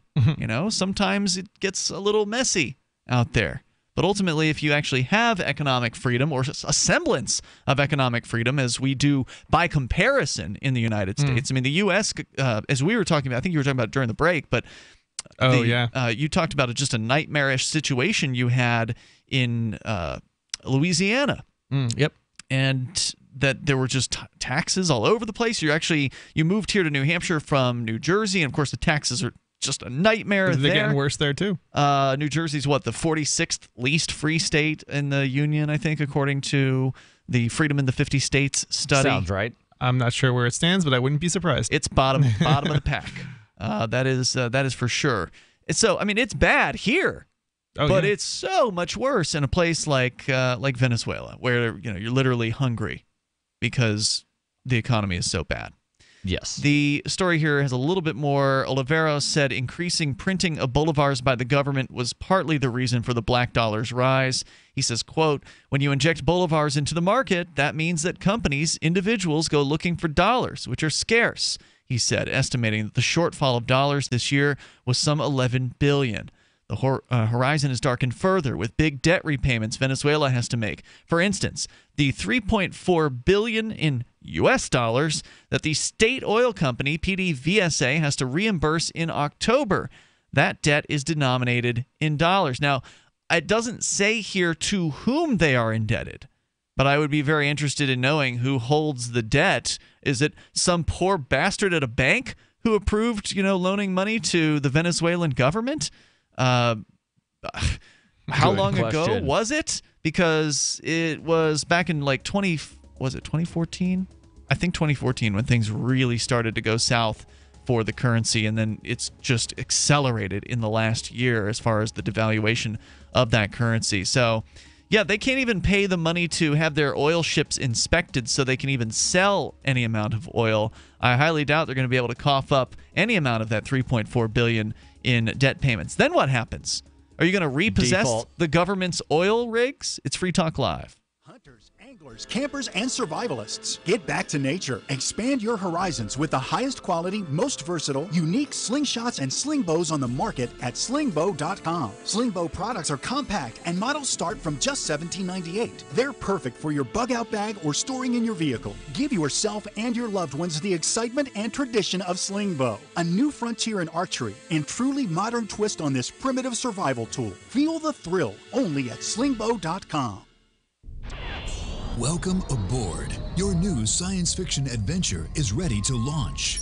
Discover an amazing journey at galaxyquestbooks.com. Start a new sci-fi adventure with the Guardian series, a classic sci-fi mystery that starts 500 years in the future. From author D. Arthur Gussner. Series available from Barnes & Noble or Amazon as paperback or ebooks. galaxyquestbooks.com, where the adventure begins. Excuse me, is this where I get a license to start a new business? I wouldn't be hasty. You have to get a license to go out of business, too, you know. Oh, well, look, I've invented this little anti-gravity machine, see? Oh, is that why you're walking 2 inches above the floor? Oh, yes, it's very comfortable. It saves on shoe leather. Yeah, well, you have to fill out these forms and report to the Human Services Department of Manpower Orientation and register with the Fair Employment Practice Commission, the Wage and Hour Division of the Employment Standards Administration, the State Sales and Income Tax Division, the Internal Revenue Service, and the Social Security Administration of the Department of Health, Education, and Welfare, and, of course, OSHA. OSHA? I thought that was a little town in Wisconsin. You'll find out. Say, floating around like that could be dangerous. Have you checked with the Consumer Product Safety Commission? Well, not yet. Come to think of it, you actually are flying, aren't you? Look, you need to go over to the Federal Aviation Administration and the Transportation... It's very hard to get anything done these days if you're in business, but free enterprise built this country. Think what could happen if we don't keep it free. A public service of this station and the Center for the Defense of Free Enterprise, Bellevue, Washington. We just can't have people floating about unregulated, you know. How many lawyers does it take to change a light bulb? None. They'd rather keep their clients in the dark. There are too many lawyer jokes to count. However, there are some lawyers with more noble intentions. At the Institute for Justice, we bring the light to our clients. We are a non-profit public interest law firm with clear values and principles. At IJ, we fight for those whose most basic rights are denied by the government. Visit our website today at ij.org. There are lots of ways to listen to Free Talk Live. Our podcast has been around since podcasts began, and now the FTL feed is loaded with content besides our full show archives. Did you know that we make it easy for you to customize your podcast subscriptions? We have different feeds, one that includes only our full shows, one with just the Daily Digest, and one with just the Edgington Post. You decide what you listen to. It's quick and easy to customize your feeds at feeds.freetalklive.com. That's feeds.freetalklive.com. Why did you move to the Shire? I moved here to the Shire because there's other people around who take liberty just as seriously as I do. I moved to the Shire because I saw videos of people challenging authority and thought that I could get support myself. It called to me, like, do this right now. I wanted to be around people like me who got it. And once I got here, I knew there was nowhere else that I wanted to be. I've always wanted to change the world. So I moved to the Shire to join people who were actually working towards doing the same thing. The people here are awesome, loving, and positive. It was for the adventure and for the feeling of something important is happening here. And I just wanted to come to sort of be part of that. Visit ShireSociety.com to read and sign the Shire Society Declaration and learn the reasons why, if you love liberty, you should immigrate to the Shire. Plus, add yourself to the Shire map at ShireSociety.com. That's ShireSociety.com. If you enjoy LRN.FM, please contribute to your favorite shows via their websites and become an amplifier at amp.lrn.fm. That's amp.lrn.fm.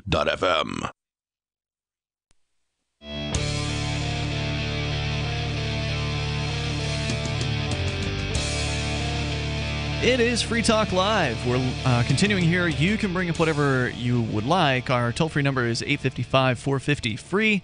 Like freedom, that's 855-450-3733. And we've got Skype. Our Skype username is LRN.FM. It's Ian, Chris, and Darryl in the studio here tonight. You can bring up anything that's on your mind, and I do want to let you know about our forum over at forum.freetalklive.com. You can go there, and you can actually interact with other Free Talk Live listeners. We used to have what we called the BBS back in the day, and it was like, I don't know, it was popular a decade ago. But it died off, and I just kind of felt like we needed to try it again. We needed to try something with newer software, something more with a more modern feel to get people off of Facebook if possible. And there have been a small core of our listeners that have gone into the forum. It's actually part of the larger Shire forum. So all of us here in the studio already had accounts on this forum. There's other stuff that goes on there, like Bitcoin discussions and discussions about things that are happening here in New Hampshire as far as activism is concerned. But then there's also this Free Talk Live forum there. So if you want to connect with some other Free Talk Live listeners and some of the hosts, then go to forum.freetalklive.com. It's free. You can get registered there. All you have to do is post an introductory post, and that helps us keep the spammers and the bots out of the forum. So just head on over to forum.freetalklive.com to get registered there. And don't forget that if you amp Free Talk Live for $5 a month, then you get the Free Talk Live badge, which identifies you as a Free Talk Live supporter on the forum at forum.freetalklive.com. You can bring up anything you want. Was there more that you had on Venezuela, Darryl, that you wanted to share? Or yeah, so there was discussion about the debt. What was the size of the debt that you had mentioned? And then you had asked the question of who would loan them money. Yeah, so... And I found part of the answer. It was PDVSA, which is the state-run oil company in Venezuela. Yes. It says here at France 24 that they have a $3.4 billion loan that has to be paid back this October. Right. So I found an article from Reuters about PDVSA increasing exports to Rosneft, which is a Russian oil company, and they have a $1.5 billion loan from Rosneft. Oh, wow. And this larger story is about the possibility of Venezuela defaulting. And there's also an article from Fox Business about Venezuela might default. And apparently they only have, the country only has $3 billion of reserves in cash, which means that they're heavily dependent upon oil exports to be able to pay the debt. Yeah. And since we've talked previously about how difficult it is for them to get those boats out of the port, it's very difficult for them to make the money to pay the debts. Let's say they've cleared up that issue and they are getting the oil out of the port. Even still, it's going to be difficult for them to make this debt payment. This is a lot of money. Yes, it will. They don't have the reserves, and they probably don't have the sales either. And interestingly, guess who owns Rosneft? Putin. The Russian government is the majority owner of Rosneft, the headquartered in the Balchug district near the Kremlin, near the Moskva River. It's a big, big oil conglomerate, $64.75 billion in sales during the fiscal year of 2016, where Rosneft was the 51st largest company in the world. In the world, the 51st largest company. And there's a little bit of news. I pulled something up. I'm not sure the source. It's a German news outlet. DW.com is the website, but scrolling down, I have no clue how to pronounce this. Deutsch something something. But they talk about some of the opposition leaders in Venezuela. That had been banned from running for election. Well, that had been banned, but they had also, in addition to being on house arrest, they were taken into prison last week. They were actually released back into house arrest today or this week. Earlier this week, right? Because they banned protests over the weekend during the nonsense election that they held on Sunday. That millions of people were protesting. We think you might be leading a protest, so like pre-crime sort of thing. Preemptive here. Strike. Lock up the opposition. To prison. Now, one very interesting sentence here. The how much you want to bet before you go on? How much you want to bet there's some claim to free speech in the Constitution there, despite them? There probably is. The North Korean Constitution recognizes the right to travel. Okay, and there's barbed wire all around the country, and you can't go anywhere without government permission, or they'll shoot you. Or put you in a work camp. Venezuela remains in the grips of a severe economic crisis with food and medicine in short supply. The country's currency lost 20% of its value against the U.S. dollar on Thursday and dropped another 12% on Friday. Yeah. So the day ain't over yet. We're looking at, 30% in 2 days? It's incredible. It's just absolutely outrageous, and it's not going to get better before anytime soon. It's going to get worse before it gets better. This article also concludes with, although a majority of Venezuelans reject Maduro's leadership, he enjoys the backing of the military, the courts, and the electoral authorities. And Sure that's really all you need to support you, right? And now you've got the military, the courts, and the people counting the votes? Right. The only thing he doesn't have is the National Assembly, which is controlled by the opposition, and that's why he's holding, or they held this vote to elect the Constituent Assembly, which is all his constituents, who will now rewrite the Constitution to likely either write the National Assembly out completely or to disempower them or, politically disembowel them, essentially. Right. And that's the latest from Venezuela. If you want to share your thoughts with us here on this or whatever's on your mind, you can join us toll-free at 855-450-FREE, like freedom. That's 855-450-3733.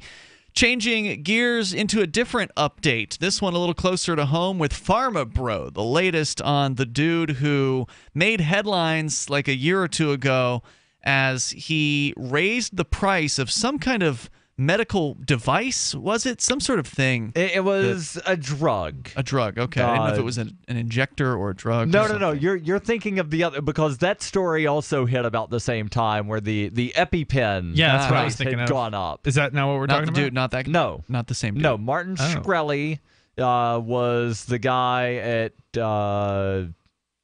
well, they don't have the pharmaceutical company in the first couple of paragraphs here, but he had jacked up the price of a drug by like 5,000% from like $13 to several hundred.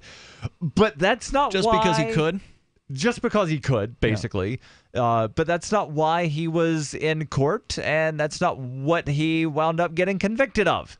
Story from the UK Guardian. Martin Shkreli, the hedge fund manager turned pharmaceutical entrepreneur, once dubbed the most hated man in America, has been found guilty on 3 of 8 federal charges that he deceived investors in a pair of failed hedge funds. The jury of 7 women and 5 men reached their verdict on the 5th day of deliberations after a month-long federal trial. Shkreli, nicknamed Pharma Bro for his willfully provocative behavior, faced up to 20 years behind bars on the charges of security fraud, conspiracy to commit security fraud, and conspiracy to commit wire fraud. Shkreli was convicted on 2 counts of security fraud related to the charges that he lied to investors while sweet-talking them into pumping more capital into his failed hedge fund, and 1 count of conspiracy. But he was cleared of defrauding Retrofin, his former biotech company, which he was accused of illegally raiding for assets to reimburse investors who wanted their money back. He raided his company for assets. So he had a hedge fund, and he had a pharmaceutical company. Yeah. People were investing in the hedge fund because he was saying, you're going to make all kinds of money. Yeah. We want our money back. He didn't have the money, so he took money out of the pharmaceutical company to pay the investors in the hedge fund. Which you're not supposed to do. No. Okay. You're not supposed to do that because one's an investment company and one makes drugs. Gotcha. And they're separate legal entities or whatever. Yes, they are. Yeah, I've heard of that. Speaking outside of the federal courthouse in Brooklyn on Friday, Shkreli said, quote, "When you have the entire federal government on you, it's a scary thing. It's daunting to have that weight on your shoulders and standing up to them and telling them that I don't think you have your facts right. We fought back and we feel like we won." Do you want to help build a better financial system for everyone? Join Dash. Dash is Digital Cash, a digital money platform designed to replace cash and help people manage their own wealth. It's fast and easy, fees are low, and transactions are confirmed instantly. Dash is decentralized, run by users who earn rewards for helping run the network and make governance decisions. Dash is set up to succeed where other platforms have failed. Give it a try at dash.org. Help people take control over their financial future today. Find out more at dash.org. What do you shop for that you could otherwise buy at Amazon? Pretty much everything, right? Amazon has competitive pricing and they deliver, and that's a big plus. If you could plan ahead in your shopping, would you be interested in saving up to 33%? There's a catch. You have to do your shopping in Bitcoin. But imagine those savings. It's like a huge raise. All you have to do is go to saveitpurse.com. We've saved thousands, and you can too. Plan ahead and save. SaveItPurse.com. Join me, George Norrie, in Joshua Tree, California, May 19th through the 22nd for the Contact in the Desert UFO Conference, a weekend of in-depth exploration into ancient aliens, human origins, crop circles, UFO sightings, and new evidence of ongoing contact. The conference will feature panels, lectures, films, workshops, and field work with leading experts, including me, Dr. Stephen Greer, Giorgio Tsoukalos, David Wilcock, Corey Good, Graham Hancock, Linda Moulton Howe, Jim Mars, Michael Tellinger, Eric Von Daniken, Doc Wallach, and many, many more of the biggest names in ufology. Joshua Tree Retreat Center offers the perfect place for sightings through the clear desert sky. Last year, hundreds saw several real craft up there, as we reported on Coast to Coast. Tickets to Contact in the Desert are available at contactinthedesert.com. That's contactinthedesert.com, or by calling 323-721-1743. That's 323-721-1743.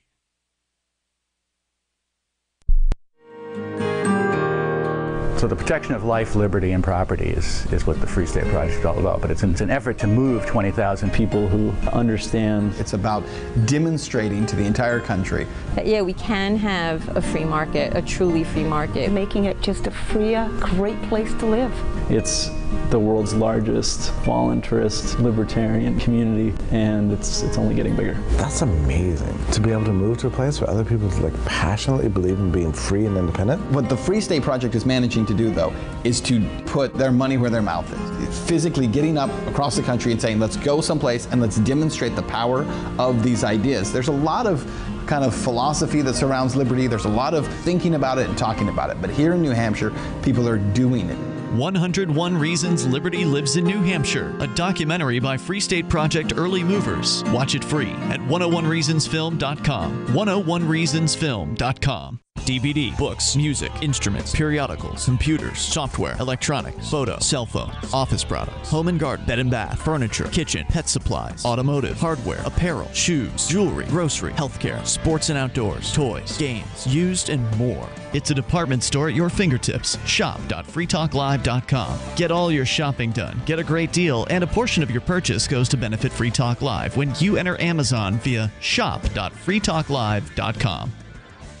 Radio is the most personal of mediums. I exist right now in your head. If you listen to Free Talk Live regularly, you know me. Free Talk Live is on more than 160 radio stations around the U.S. and has been downloaded on every continent around the world. Hundreds of thousands of listeners with ad packages from $600 a month to $6,000 a month. Imagine what we can do for your business, project, website, or idea. Email me, mark@freetalklive.com.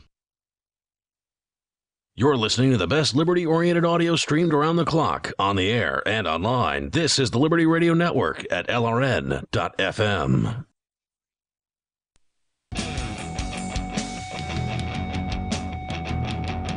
It's Free Talk Live. Dial toll-free. Join us on the radio waves and bring up anything you want. Our number here is 855-450-FREE, like freedom. That's 855-450-3733. And joining you in the studio tonight, it's Ian, Chris, and Darryl. Don't forget, you can join us online. Head on over to freetalklive.com. And if you like the show and you want to help us out, you want to help back Free Talk Live, help us get on more radio stations, we're going to announce a new station coming up here this weekend, which I'm excited about. Excellent. So you want us to get new stations like that? We've got over 170 of them right now. We can get more. There's hundreds more. So it just back takes, up that high? No, we've been at 170 for a little bit. Okay. A little bit.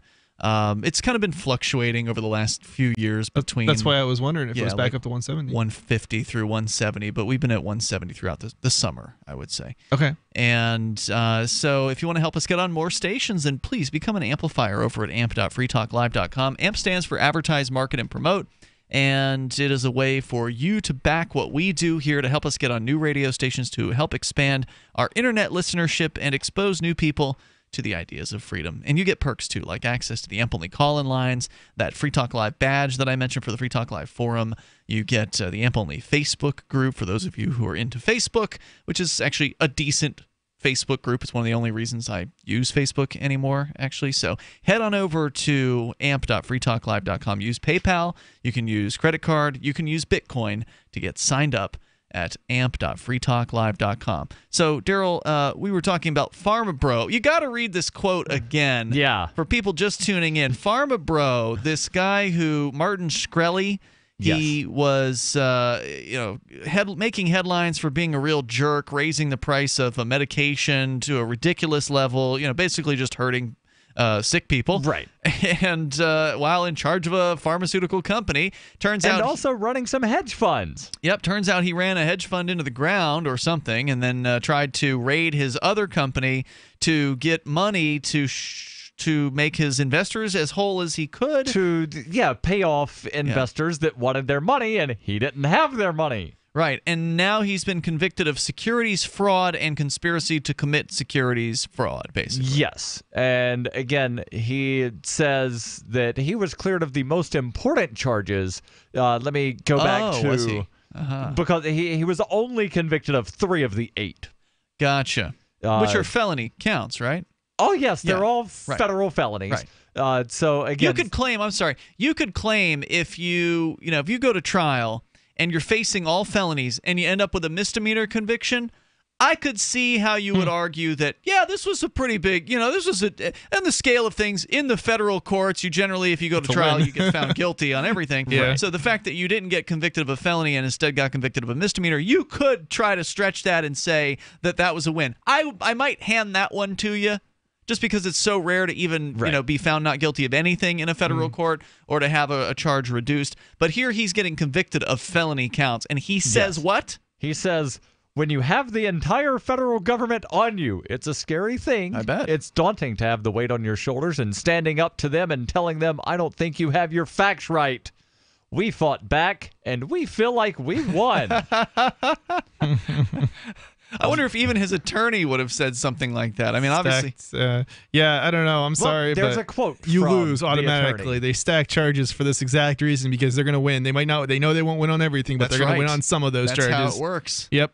There's a quote from the attorney, but first, the judge has something to say. Judge Kyo Matsumoto allowed Shkreli to remain free on $5 million bail, and a date for sentencing has not yet been set. Ooh. She said, I wish you well, Mr. Shkreli. See you soon. and that statement right there is going to be used against him at sentencing because you have to beg for forgiveness in order to get it reduced. Right, and during the trial, he was told that he was no longer allowed to use social media because, he was tweeting about the trial, During the trial. And he's gotten kicked off of Twitter a couple of times. Wow. And, this thing has just been a circus. Now, was that during the trial itself, or is that, after the fact that he wasn't allowed to tweet? During the trial ended 5 days ago. And he's still not allowed to tweet, or is it? Well, I don't know if Twitter has allowed him back on. Oh. But a judge ordered him to stop talking to media because he was making statements that were directly about the trial during the trial. Okay. And, well, when you've got a jury that's not being sequestered and you're talking to the media and they're flipping channels, they might accidentally come upon... an interview of this jackass talking to the media. So he was prohibited from using it during the hours of the trial or during the entire, days I'll have to pull up the... Is that makes a huge difference, I think, in terms of, freedom of speech. And, I mean, you might I think it does. That might be crucifying yourself, Generally, but that doesn't seem right to me. Yeah, as I understand it, if you're on trial, there's nothing prohibiting you from talking to the media. Generally, your attorney's going to tell you. Yeah, the attorney's going to say, hey, keep your mouth shut, kid.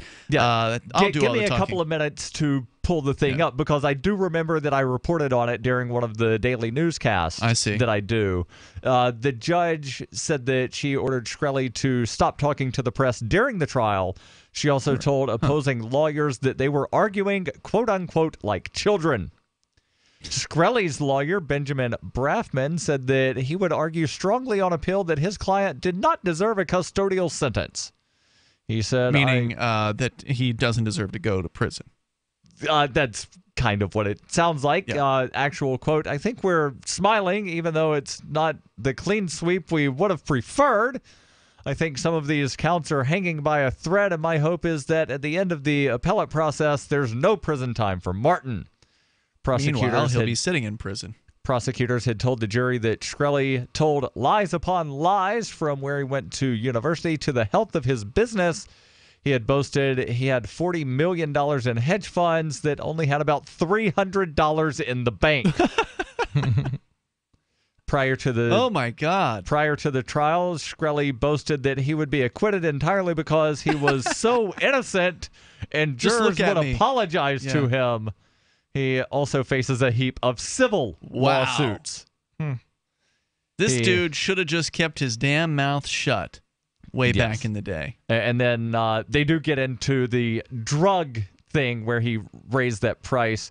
He achieved notoriety in 2015 after he increased the price of a life-saving drug, Daraprim, used by people with AIDS and others suffering from toxoplasmosis.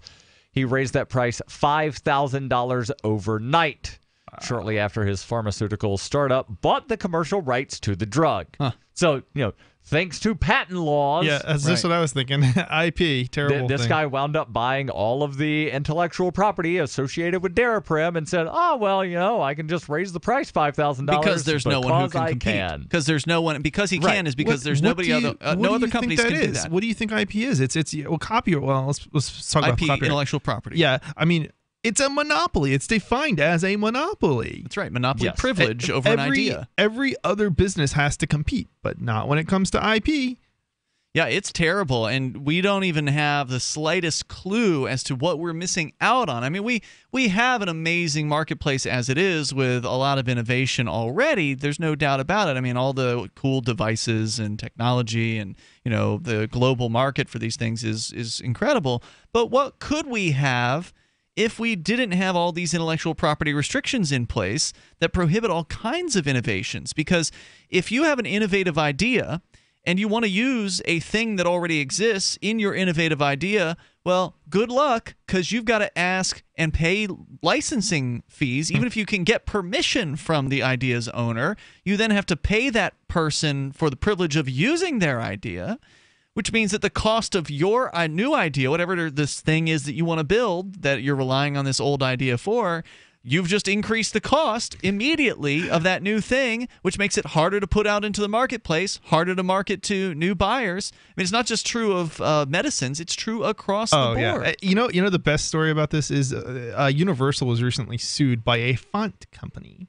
The company, Universal, the media? Yes, the big Universal Studios? Entertainment company. Yeah, okay. Universal Studios, I believe. Universal. I believe they're known frequently as just Universal too. Sure.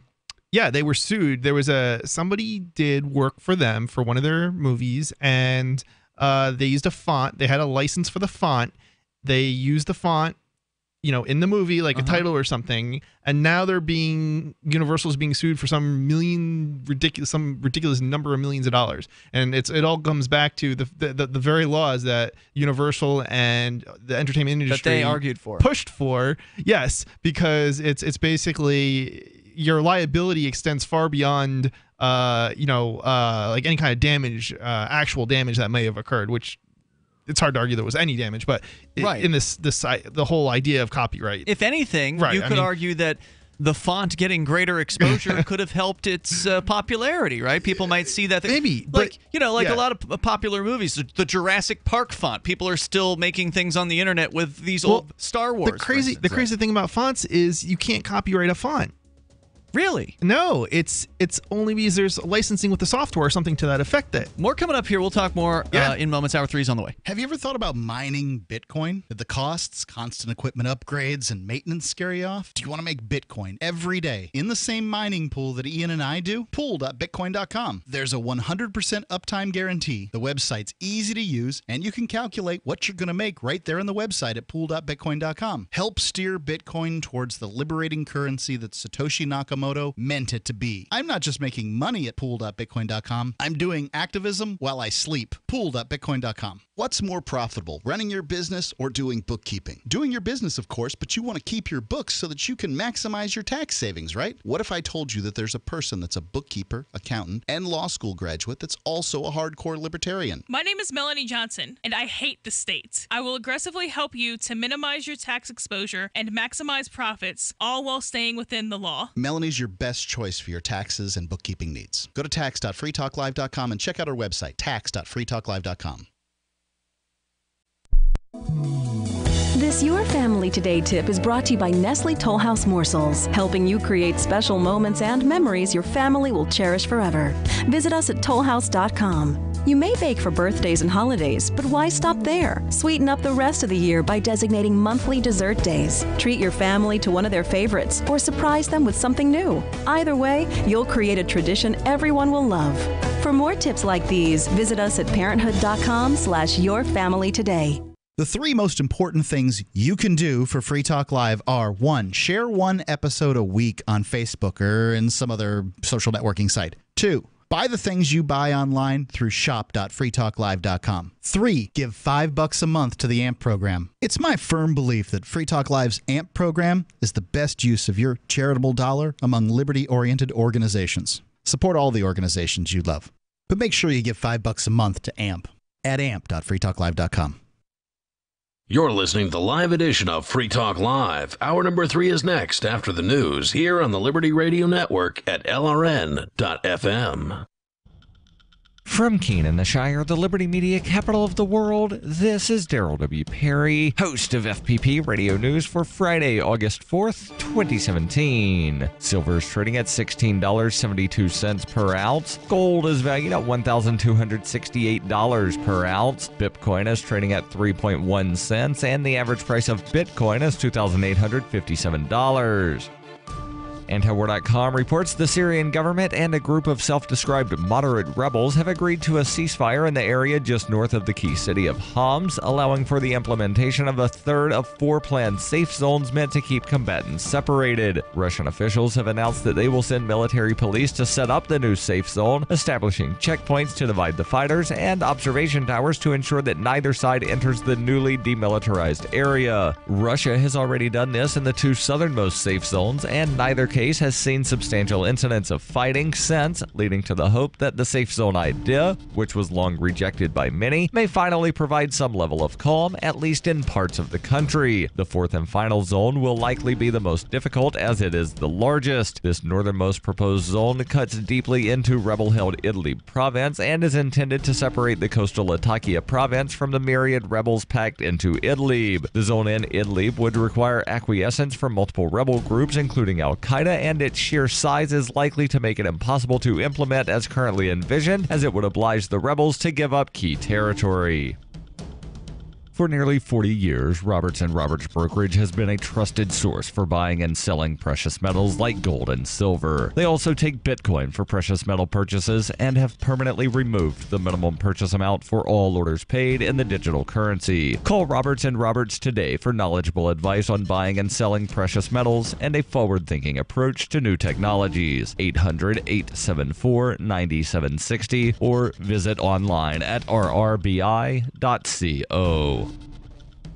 UPI reports the Department of Justice on Thursday said it will withhold federal grant money to law enforcement agencies in so-called sanctuary cities unless they assist Homeland Security in deporting undocumented immigrants who their departments identify. In a memo released online, Attorney General Jeff Sessions said multiple municipalities that have refused to comply with federal agencies seeking to deport undocumented immigrants are endangering the safety of officers and the public. He said by forcing police to go into more dangerous situations to rearrest the same criminal, these policies endanger law enforcement officers more than anyone. The Department of Justice is committed to supporting our law enforcement at every level, and that's why we're asking sanctuary jurisdictions to stop making their jobs harder. Earlier this year, the federal government put nearly a dozen cities and counties, along with the California Department of Corrections, on notice that they were subject to being blacklisted from lucrative federal grants that help fund their departments if they did not begin to comply with federal immigration policies. Thursday's announcement stated any municipality that refuses to notify ICE of an undocumented person in their custody or refuses to hold those individuals for up to 48 hours so ICE can take custody of them will be subject to having federal grant applications denied.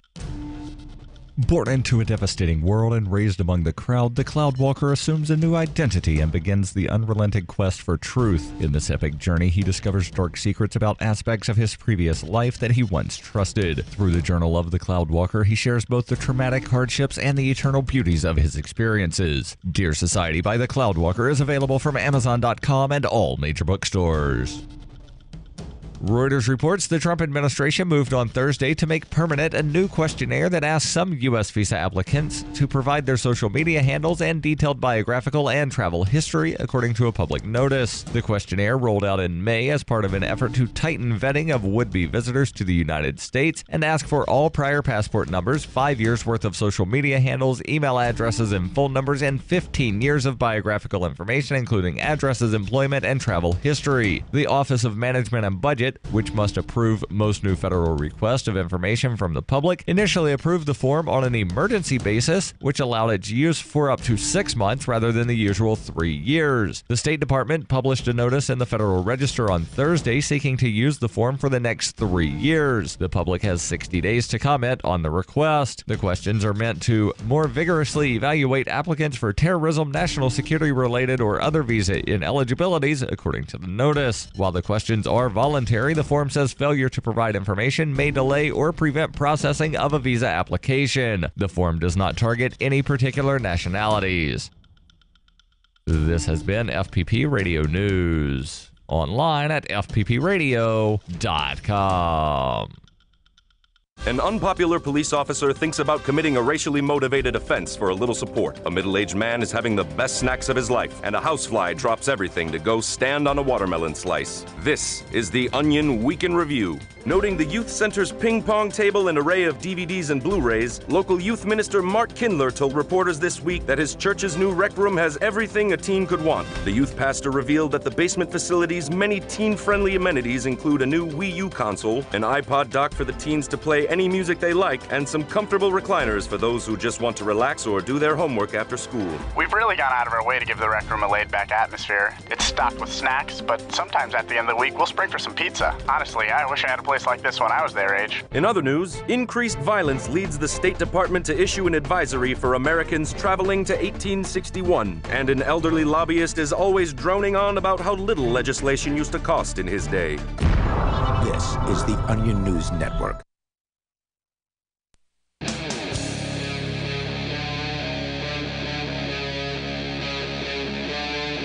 Free Talk Live.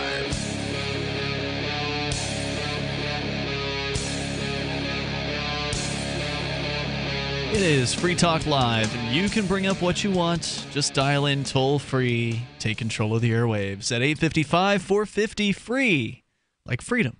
855-450-3733. Joining you tonight is Ian. Chris. And Darryl. Coming up, Chris is going to be talking about Cody, not Cody O'Connor, the host of Off the Air Live on Saturday nights on LRN.FM, but Cody with a K. It has to do with television and alleged piracy, and we'll get into it coming up here because it's new to me. I had not heard of the Cody application or hardware. I don't know that much about it, and we're going to learn more about that coming up and what it has to do with intellectual property, which we were talking a little bit about earlier, but we're going to go to the phones first here with your calls and thoughts. Welcome. We've actually got Will Coley on the line from Muslims for Liberty, Muslims at #4liberty.org. Hello, Will. You're on Skype. Hey, guys. How you doing? Hey, assalamu alaikum. Walaikum salam. Am I coming through okay? Yeah, you're all right. Sounds like some crickets in the background, but otherwise you're fine. Well, he does live in Tennessee, and he likes to go fishing. So, might just have some bait. You know I have a tribe here as well, so the only way to get any real quiet is to go outside. There you go. There you go. Well, I appreciate that. So go ahead with your thoughts. What's on your mind tonight?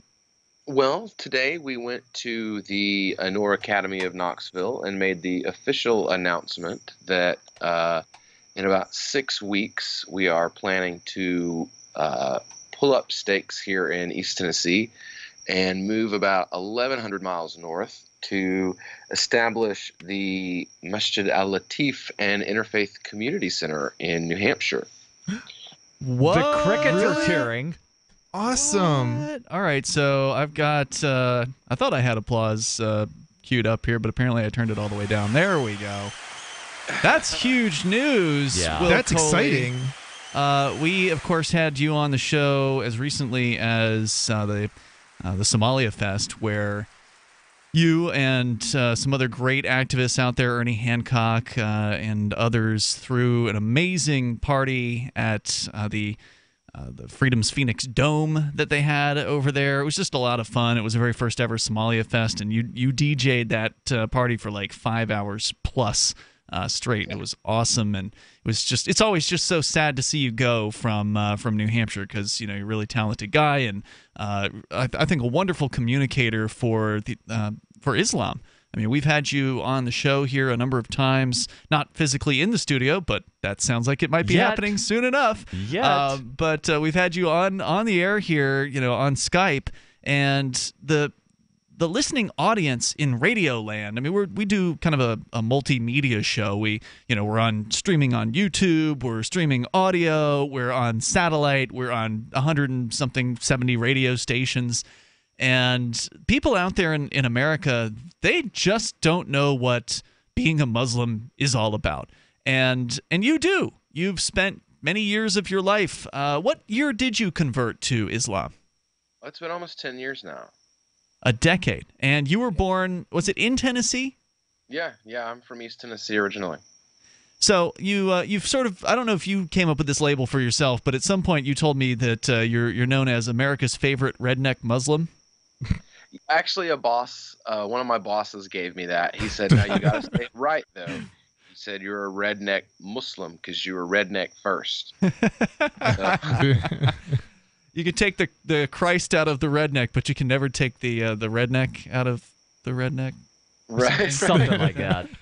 So yeah, I think it's really exciting. I didn't know that we were going to be breaking this news tonight, so I take it things went well, because this was something that you had sort of been talking with us about behind the scenes, about making a move up here to New Hampshire. I don't know how much of it is official as of yet, but because I know you'd been staying down in Tennessee because of a school situation there where you guys had a really great private school for your kids to go to, and that you really liked. But did you want to talk about how that kind of fell apart, or was that not for on air? I mean, it just, something happened and they weren't accepted for the scholarship program again this year, and we can't afford to send them really outside of the scholarship program because it's a particularly expensive private school. So with that no longer really standing in the way, we started just trying to decide what we would do next. And this came up, and it was something that my wife and I discussed, and we discussed it with the local community, and they're very, very sad to see us go, but they think this is a great opportunity, and that, if it's there, we should take advantage of it. And we made the announcement today. We raised already, we're raising $15,000, but of that, we raised about $300 today. It's a good start. But we have other people that have come to us privately and said, look, we want to talk to you tomorrow or this weekend. Can we give you a call? And usually those are the sponsors that come up with, $1,500, $2,000, $3,000. So we're hoping that we'll be able to put all of this together and be up there around the time school starts, or maybe shortly after, beginning of September, mid-September, somewhere around there. And it's your intention to, do you want to kind of paint the picture of what your vision is for, without maybe getting too specific, since maybe the T's aren't crossed and the I's aren't dotted yet, but you're going to be doing something in New Hampshire around a Muslim mosque, basically, right? Yeah, what we want to do is we want to create a space that offers a fully functional mosque. So that means prayer time at 4:30 in the morning, the mosque is open. Prayer time at 10:30 at night, the mosque is open. And we also want to use that as an opportunity to provide worship space to other small religious communities in the area, because you have small Jewish communities, small Quaker communities. Hold on a second. You're not going to come here and try to murder all the Christians and destroy every other religion in town? You're talking about sharing space with them? Yeah, well, that's the plan, is to take this space and use it as an opportunity to provide other small faith groups in the area with a permanent place they can go, and they can hold services, have worship services, come to pray, whatever they want, whatever within reason, of course, whatever they want to use the space for. So you won't be conducting any beheadings on the front lawn or in the parking lot? No. Well, I don't know. I mean, it depends on the zoning, whether or not we're allowed to have chickens. Because we might be butchering a few chickens, but that'd be about as close as that'd be the only bloodletting that's going to be going on the property. Yeah. I'm joking, of course, because people misunderstand completely Islam, and they believe that it's this religion of violence, and that everybody involved is a psychopath. But that's not the case at all. I mean, the Muslim people that I know are very kind, giving, generous people. I mean, you come every year to the Porcupine Freedom Festival, and you came to Somalia Fest this year, and you set up a tent and you feed people. You just feed people who are hungry. That's also another thing that we're talking about is, since New Hampshire has such horribly frigid winters, and it's the same way everywhere though, most homeless shelters kick the homeless people out early in the morning, between 6 and 8 a.m., and they're not able to come back into the building until like around 4 or 5 in the evening. So we're discussing creating a warming station, just a place where you can't come hang out and spend the day there, but you can come in from the cold, warm up, have a cup of coffee, maybe print out resumes or something if you need to, spend 20 minutes or so there, and then get warmed up and be on your way, and provide that as a service during the wintertime for the local homeless population, because that's one thing that is really needed for them, is somewhere during the day that they're able to warm their hands. Right, and I'm just pulled up some information about the privately run homeless shelter in Keene. They do have a warming center thing. Well, on the mission statement of their website, it says that guests are welcome to arrive at 7 p.m. but must leave at 7 a.m. Now, is there a fundraiser officially online that listeners who might want to assist you with can? There is. I'll post a link. Oh, yeah. I actually sent you a link in a private message just a moment ago. Okay, great. If you want to talk more, I don't know if you have more. You're welcome to stay if you want. Will Coley is. If there's no callers, then I've got a household. Well, there might be. Hang on here. More in a moment. Did you know if you invested $1,000 in Bitcoin in early 2010, you'd have nearly $35 million right now? $1,000 in Ethereum in 2014 would be over $500,000. Isn't it time you focused on investing in blockchains and cryptos? Get up to speed on a new digital world of Bitcoin, Ethereum, ICOs, and blockchains. Hands-on intensive investment workshops so you can be confident buying, selling, and trading. Don't miss out. Go to 100xinvestors.com. Use code FTL20 for 20% off. That's code FTL20, 20% off. 100xinvestors.com. I've discovered the next big thing on the internet. Symbi.com is a symbiotic economy with its own currency where people trade services virtually and locally. Forget the old economy. This is your economy. Symbi.com is slick to use and is backed by the same people that helped launch Reddit and Airbnb. I'm not kidding when I say this is the next big thing. Trust me. Go get an account at Symbi.com. Take a look around and post your services. Symbi, SIMBI.com. Ted Anderson telling you about Jordan Rubin's Beyond Organic Green-Fed Raw Cheddar Artesian Cheese featuring whole milk created through ancient dairy breeding, unpasteurized, untreated whole milk on the same farm the cows graze, containing natural sources of omega-3s, CLA protein, calcium, probiotics, and enzymes. I have never tasted cheese this good, and you need to try it. Contact your Longevity distributor or call 877-878-4203 or go to gcnteam.com. Are you one of the 70% of Americans that want to own your own business? Afraid to leave the security of your current job to pursue your dreams? I'm Pharmacist Keith. Dr. Wallach, the Dead Doctors Don't Lie guy, and myself want to show you a low-cost way to create your own business, working around your current job schedule, creating extra income for you and your family by joining his crusade, spreading his message of better health. To learn more, visit radio.recordedvideo.com, radio.recordedvideo.com. That's radio.recordedvideo.com. There is no such thing as attention span, according to Jerry Seinfeld, who figures that people have an infinite attention span if you are entertaining them. Hey, he's kept us from channel surfing for several decades, and now he's making more millions as a Las Vegas headliner.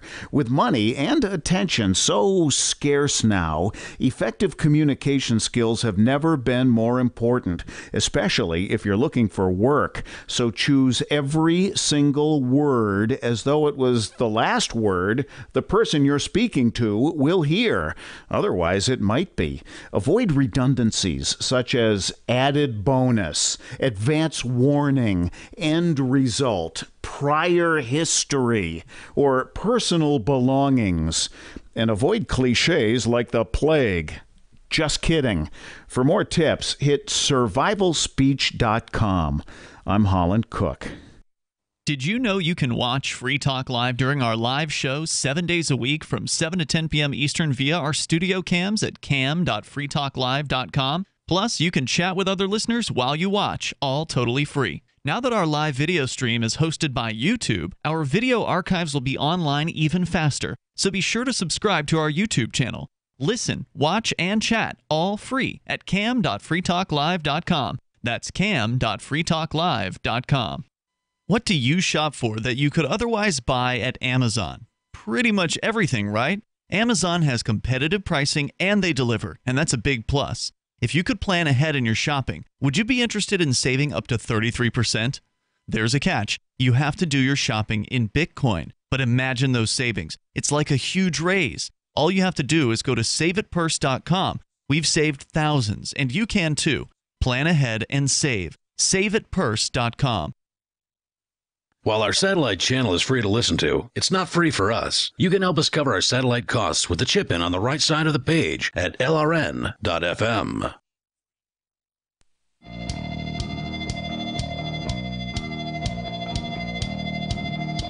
This is Free Talk Live, and you can take control of the airwaves here. You can bring up anything that you want, and you can do that toll-free at 855-450-FREE, like freedom, 855-450-3733. Joining you in the studio tonight, it's Ian, Chris, and Darryl. And we're all here in the studio, by the way, because of this New Hampshire freedom migration that has been going on here now for, well, officially as an organized thing for just over a decade, but as an unorganized thing, freedom-loving people have been migrating to New Hampshire for many, many decades. It is the live free or die state, and Yes. while that to some extent is just a slogan, it also to some extent does exist sort of inside the hearts and minds of a lot of the New Hampshire natives, the folks that have lived here for a long time. That really is a thing here. But there has also been this migration of not-so-free people, some statist types, who have come to New Hampshire over the years. And so this influx of libertarians has been pushing the tide of statism back, and liberty-minded people have actually been getting elected here. We've actually got real Libertarian Party members who are in the state house. We had 3 existing Republican, Democrat members of the state house flip to Libertarian earlier this year. We've had tremendous electoral success with literally dozens of libertarians, voluntarists, even anarchists getting elected here in New Hampshire and doing their best inside the system to roll back the state. And we've talked about some of those wins. In fact, Darryl, you posted over at libertylobby.info a recent blog post that was just an exhaustive list of the wins that have happened. That wasn't even the full list. That was a very condensed list. Yeah, it's been an amazing year so far with cannabis decriminalization happened here finally, and there's been the Bitcoin protection bill that happened here. Concealed constitutional carry, as it's called, is now a thing in New Hampshire, so finally one of the freest states. Expansion of therapeutic cannabis wound up going through. That's right, big expansions there. Several expansions that wound up getting compiled into a single bill. Right, like adding PTSD and some other chronic pain. Instead of requiring the person to have had an injury that caused daily challenges, if they have an injury or a condition that causes them to have one of the symptoms that might not necessarily be a daily challenge, then they qualify for the therapeutic cannabis. There was also the deregulation of electric grills if used outdoors. And legalize firecrackers as Yes. well. So Will Coley is back with us here from Muslims for Liberty, Muslims4Liberty.org, because it's not just all about political success, in my opinion. It's also about changing, people's hearts and minds and introducing them to the ideas of liberty and peace. And there's no doubt in my mind, Will, that you're a really, principled, liberty-minded guy. You ran for the Libertarian Party's vice presidential nomination, sort of in tandem with Darryl, who ran for the presidential nomination back in 2016. Unfortunately, neither of you were successful because the Libertarian Party nationally is an embarrassing joke. But here in New Hampshire, it's really successful and has been doing fantastic in just the last year alone. So you're really coming into something here that is already a real groundswell of libertarian action. And obviously you've been paying close attention, Will. How long have you and your wife been talking about New Hampshire as an option? Well, I brought it up, I want to say 3 years ago. And when I brought it up, my son had just started this really great private school. We had just found out that he was going to get these this great scholarship and all this other stuff. So it was just like, until a school like that opens up in New Hampshire, it's just a no-go. So we just kind of put the idea to bed, and we continued doing the work that we do and coming to New Hampshire for events and stuff like that. And that was just where we left it, Mm-hmm. But then we got the notification while we were in the midst of the hell that was our attempt to get home from PorkFest. Yeah, your car broke down and you were stranded in Connecticut for a while. Yeah, well, we got ripped off. We stayed in New Hampshire for an extra week. We got ripped off on an event because a venue owner wasn't honest about numbers. We had a breakdown. It cost us $800 in a week to get back on the road. And there was just all of this stuff, and I lost my job. Oh, no. I hadn't heard that part. It was horrible, yeah. And everything just seemed to be pushing us because we found out that there were these really close friends of ours that live in northern Connecticut now, which is just a couple of hours away from New Hampshire. Mm-hmm. And, we made this whole new level of friends and family friends that we now have in New Hampshire. This year was just a completely different experience for us, partly because of all the hardship, and everything just kind of seemed to be ushering us in that direction. And then on the way home, we get the email that the kids were not accepted for scholarships this year. And I just looked at my wife and I was like, you kind of notice the universe is kind of kicking us this direction. That's funny because I had joked about that when you guys were broken down. I was like, yeah, this may be the universe hinting that you shouldn't have tried to leave. Right. And so we got home and we started talking about it, and then we checked on the opportunity that was there, and we saw that it was an amazing opportunity, and we put some stuff together, and we made a few phone calls to see if there was, and did some polling to see if there was a demand for us to show up, and if there was, would other Muslims follow? Well, that's the big question, because you are talking about doing something really unprecedented, and in my opinion, we need people like you, the instigators, the self-starters, the leaders, the people who are going to come and create something from scratch, to create something new that has never existed before and put it out there and see what happens. Because you are talking about moving to, you're a white dude, but a lot of Muslims aren't necessarily. And you're talking about moving to one of the whitest of states out there, New Hampshire, in one of the more white corners of New Hampshire here, possibly in Cheshire County. I know you're looking at some options here. It doesn't seem like a particularly, by its demographics at least, place that you would see a mosque popping up. So it's an interesting choice. Well, my way of looking at it is it's kind of like, it's like with, Kevin Costner. If you build it, they will come.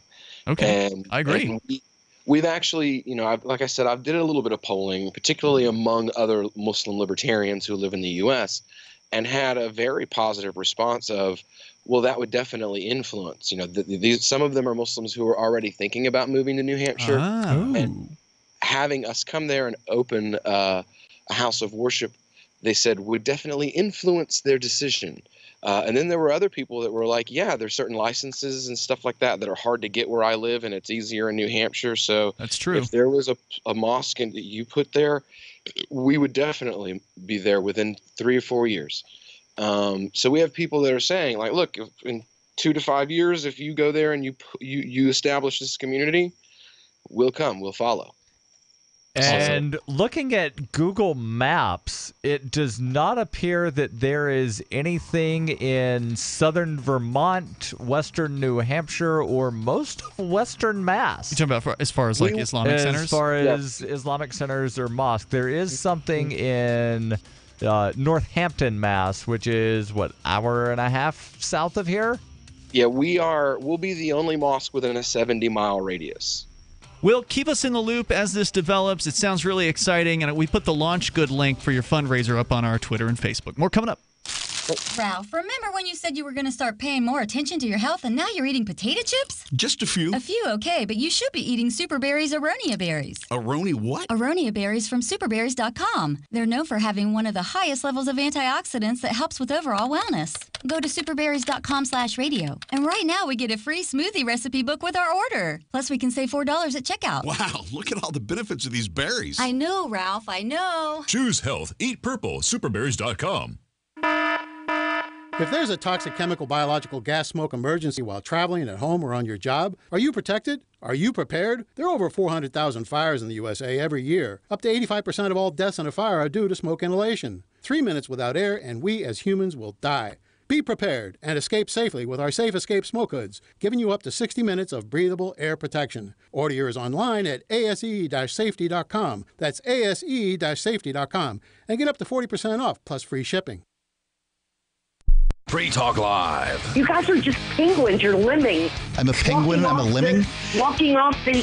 Do you know what a lemming is? Yeah, well, it's a little rodent that people claim jump off of cliffs. It's not a rodent. It's a penguin, and you just walk off. Lemming is a penguin. That's a new one. They're penguin-like. Yeah, it is. I'll check it out. Penguin, dude. No, it's and not. You just walk it's a little off rodent. the cliff. You're rigged. It's rigged. Hold on, Mark is correct. A lemming, according to Wikipedia, is a small rodent. It is found usually near the Arctic.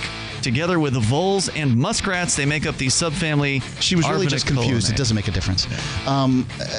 So what? It's They're related to rats, mice, hamsters, and gerbils. But they do jump off penguins. But they do jump off cliffs, don't they? No, they don't. They don't jump off cliffs. It's an analogy. Oh my God! You didn't live. You guys are too young. Beverly, you turned my world upside down. Lemmings don't jump off cliffs? Man, they do in the video game. Free Talk Live, 7 nights a week from 7 to 10 Eastern, live on the Liberty Radio Network at LRN.FM. Looking for a great real estate investment? Consider New Hampshire, which is ground zero for the Liberty Movement. Your first call should be to Mark Worden from Porcupine Real Estate. He's more than just a real estate agent. He's your New Hampshire concierge. Where are the best places to live? Do you want farm, city, the burbs, or forest? Do you want a duplex or multifamily building so that renters pay your mortgage? There are homes in all price ranges in New Hampshire, and Mark can help with financing too. Invest in liberty and property. Mark Worden can help. PorcupineRealEstate.com. For years, LRN.FM has had a listen line that you can call and listen to LRN.FM anytime. Now we're taking the idea to a new level with the LRN.FM audio on-demand line. You can call 641-793-9660 anytime and listen to LRN.FM's live feed, and you can listen to a bunch of our original shows on demand. Long-distance fees may apply. Just dial 641-793-9660 and choose from the menu. 641-793-9660. Is spreading the message of liberty, cryptocurrency, and peace around the globe worth $2 per month to you? As you may already know, in addition to our internet feed, LRN.FM broadcasts on free-to-air satellite across North and Central America, as well as Sub-Saharan Africa. And we've been available on satellite for free 24/7 since 2010.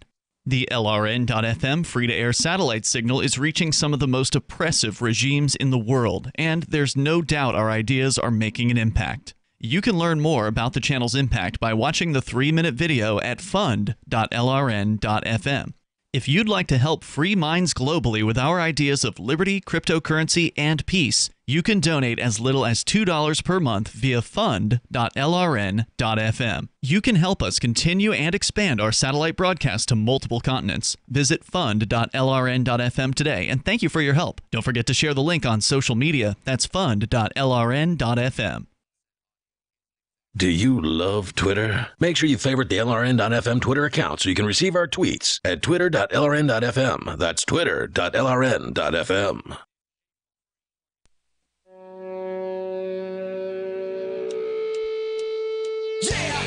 Free Talk Live. Dial on in toll free and join us right here. Our number for you to take control of the airwaves is 855-450-FREE, like freedom.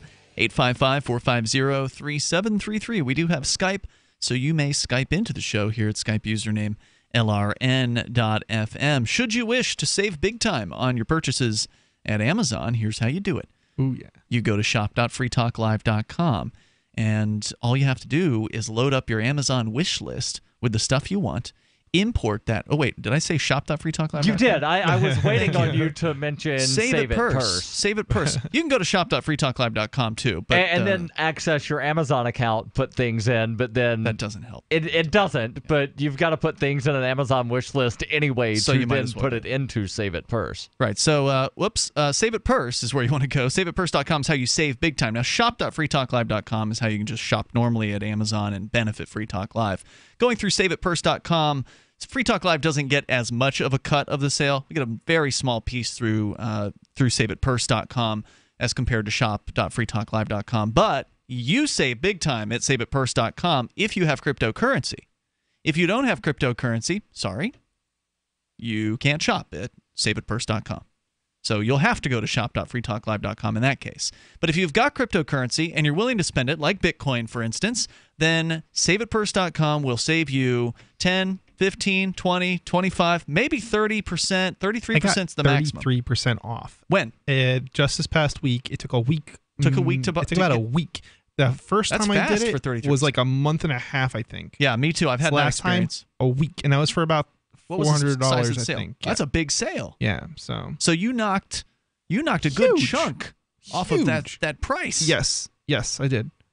And all because you were willing to spend your Bitcoin. And I did that twice. Yep. Mm-hmm. Save at Purse, saveatpurse.com. It's real. I mean, this sounds too good to be true. If you're just tuning into Free Talk Live tonight for the first time ever, you're just not buying it. I mean, it's just not possible that you could save 33% on Amazon. I mean, I wouldn't blame anybody for just punching out and saying, "Oh, that's total BS." These radio guys, they lie all the time.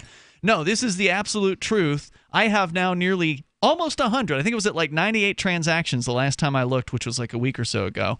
Almost 100 transactions that I have completed at SaveItPurse.com in the last 2.5 years. I have done 62 transactions. Yeah. Saved $572.92. I will have to say that I probably did more than both of you two combined. Really? And I only started doing it like within the last 4 months, maybe. So you're on there I avoided a lot. it for like a year, and now I regularly purchase like on several times a week at least. You need to get your stats. More. We need to compare. I'll have to look exactly what it is, but it's a lot. Like I want to hear that because when they show you the total amount you've saved, it's like that's all money that's still in your pocket. That's money that you can spend on other things. Thousands and thousands and thousands of dollars I spent from. You run a big business. I do. ThinkPenguin.com. I do. And tech stuff. You need supplies. Yeah, some stuff we buy in small quantities that I can get off of Amazon. Now most of the stuff is not, is like CPUs, maybe something like that, which is, I pay $300 for a CPU. 15. Even if I'm only getting 15% of it off, it's still huge. Because you can't get any lower. You can't find CPUs any lower. There's because the market's very competitive. There's a lot of competition in that marketplace, and so it really does work. It's no joke. You can set your discount too. So, like you said, it took a week last time to get 33% off. If you're in a rush, put it to 15%, and it'll go usually by the next day. Yeah, if you need instant, I mean, I have had purchases that take maybe 4 days, 5 days even, right? With 15%. So I would still, be a little bit cautious. But if you do like 10%, yeah, usually I would say probably it doesn't take more than a day. And they guarantee that 10% will be fulfilled within 24 hours. 5%, I think. No, they do a 5% instant, but if you set it at 10% or less, they guarantee that it will be picked up within 24 hours. Wow. Okay, I did not know that. Unless they change that policy. I know that used to be the policy. That is awesome. Purse is just incredible. So save at Purse, saveatpurse.com. Let's go to your phone calls and thoughts. You can bring up anything you want. Doug is in New Jersey listening to WPG. Hey, Doug. Hey, how you doing, guys? What's on your mind tonight? Hey, program. I was listening to the last caller who was talking about traveling to New Hampshire, from New Hampshire, and just tooling around, looking for a place to live. My dad's a retired policeman out of Jersey. Are you just real quick? Is the radio on in the background? No, I am in a dorm unit. That is a TV, and that's the best that I can do. Okay. All right. Very good. Go ahead. Hey, I have a YouTube. It's Doug, Sittel. Uh-huh.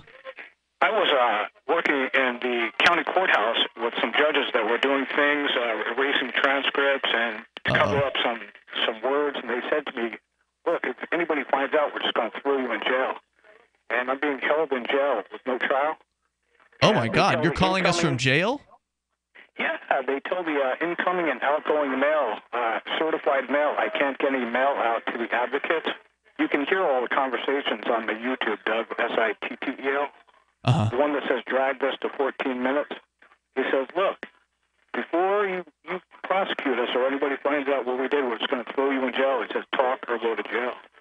So it's a pretty tough situation where I just got I was listening to the radio, and I was listening to a guy that went from, just talking about New Hampshire, and I just traveling from South Carolina, vacationing to New Jersey, and the judge had his boys just see me, pull me over. I recorded that.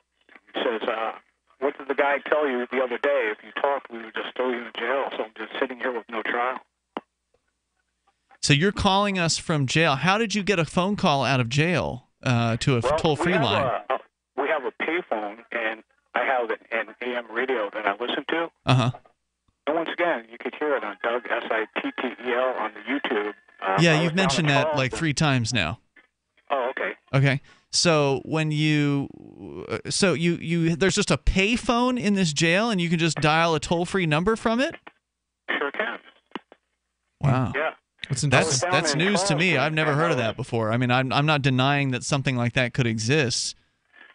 Yeah. I was down in Charleston. The guy approached me. He said, listen, I'm going to beat you to death with steel pipes. It's the one with the picture of the hand over the glass. And he says, the next step is we're just going to beat you to death with steel pipes and plant a gun and a taser on you. And this happened to you in South Carolina? And then similar things happened to you in New Jersey? And then I came back up to New Jersey, and the judge's friend, I used to work with all these guys, he said, look, you're going to have to make a decision. Talk, or we're just going to throw you in jail. Talk about what?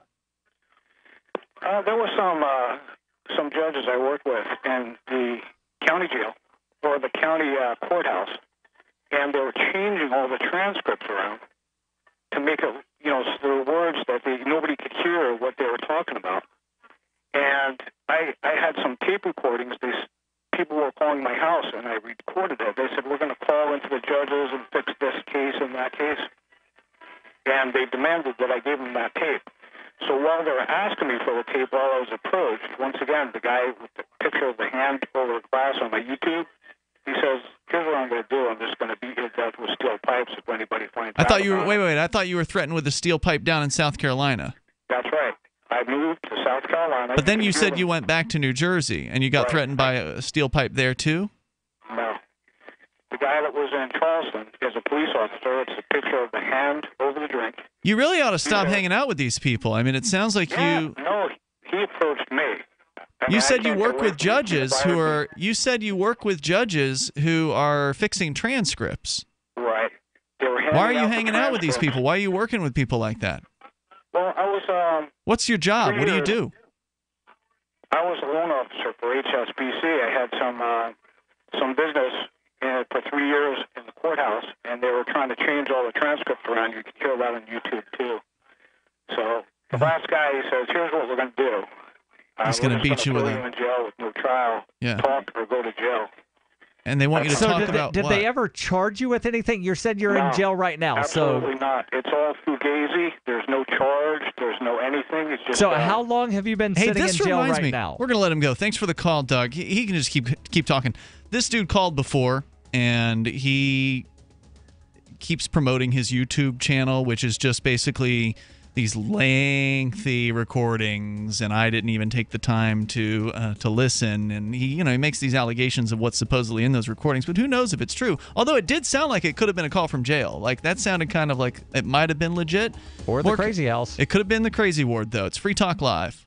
Dash is digital cash, a digital currency designed to replace cash and help people manage their own wealth. It's fast and easy, fees are low, and transactions are confirmed instantly.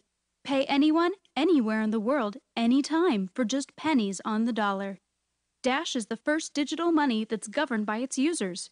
Join Dash at dash.org and help build a better financial system for everyone. Find out more at dash.org. DVD, books, music, instruments, periodicals, computers, software, electronics, photo, cell phones, office products, home and garden, bed and bath, furniture, kitchen, pet supplies, automotive, hardware, apparel, shoes, jewelry, grocery, healthcare, sports and outdoors, toys, games, used, and more. It's a department store at your fingertips. Shop.freetalklive.com. Get all your shopping done, get a great deal, and a portion of your purchase goes to benefit Free Talk Live when you enter Amazon via shop.freetalklive.com. A great president once said, "The 9 most feared words in the English language. I am from the government and I'm here to help. Adequacy of loss absorbing capacity. You call that help? That's the mandate approved by the G20. The banks can steal your money. Well, they can't steal your gold and silver that you fully control. You can have it delivered into an IRA at a depository under lock and key, where you can hide it where no one can find it, not even your wife. What? Sorry, honey. Your CDs, money market accounts, and savings accounts are all at risk. Call GSI Exchange at 800-474-9159. We have 75 years of market experience.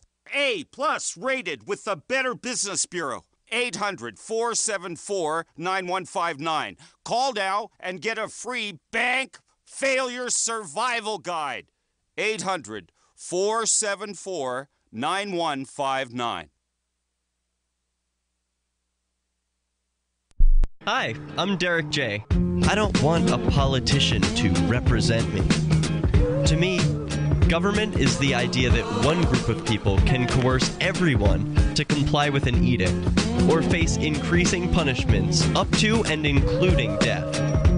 Despite perhaps the most noble of intentions, the best government services are a far cry from what could be provided for by voluntary interactions. Besides, the people who call themselves the government wage wars and put peaceful people in jail for crimes involving no victims. If Starbucks used some of its money to drop bombs, I wouldn't shop there. So why would I support the American empire? The empire does not require my consent. Derek J's Victimless Crime Spree. Watch it for free and order the Director's Cut DVD at victimlesscrimespree.com. That's victimlesscrimespree.com.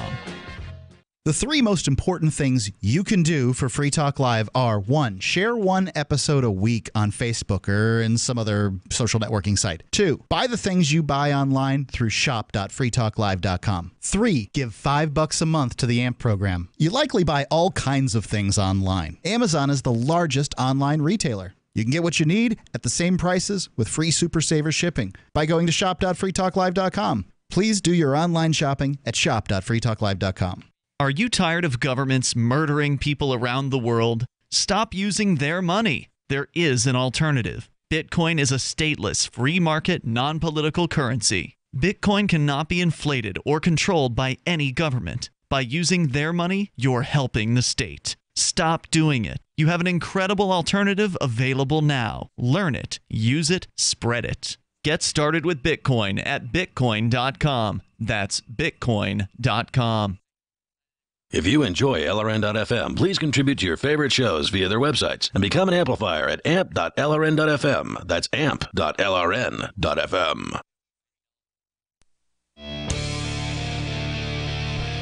It's Free Talk Live. Moments remain here. You can bring up anything you want. We don't know if it's true or not.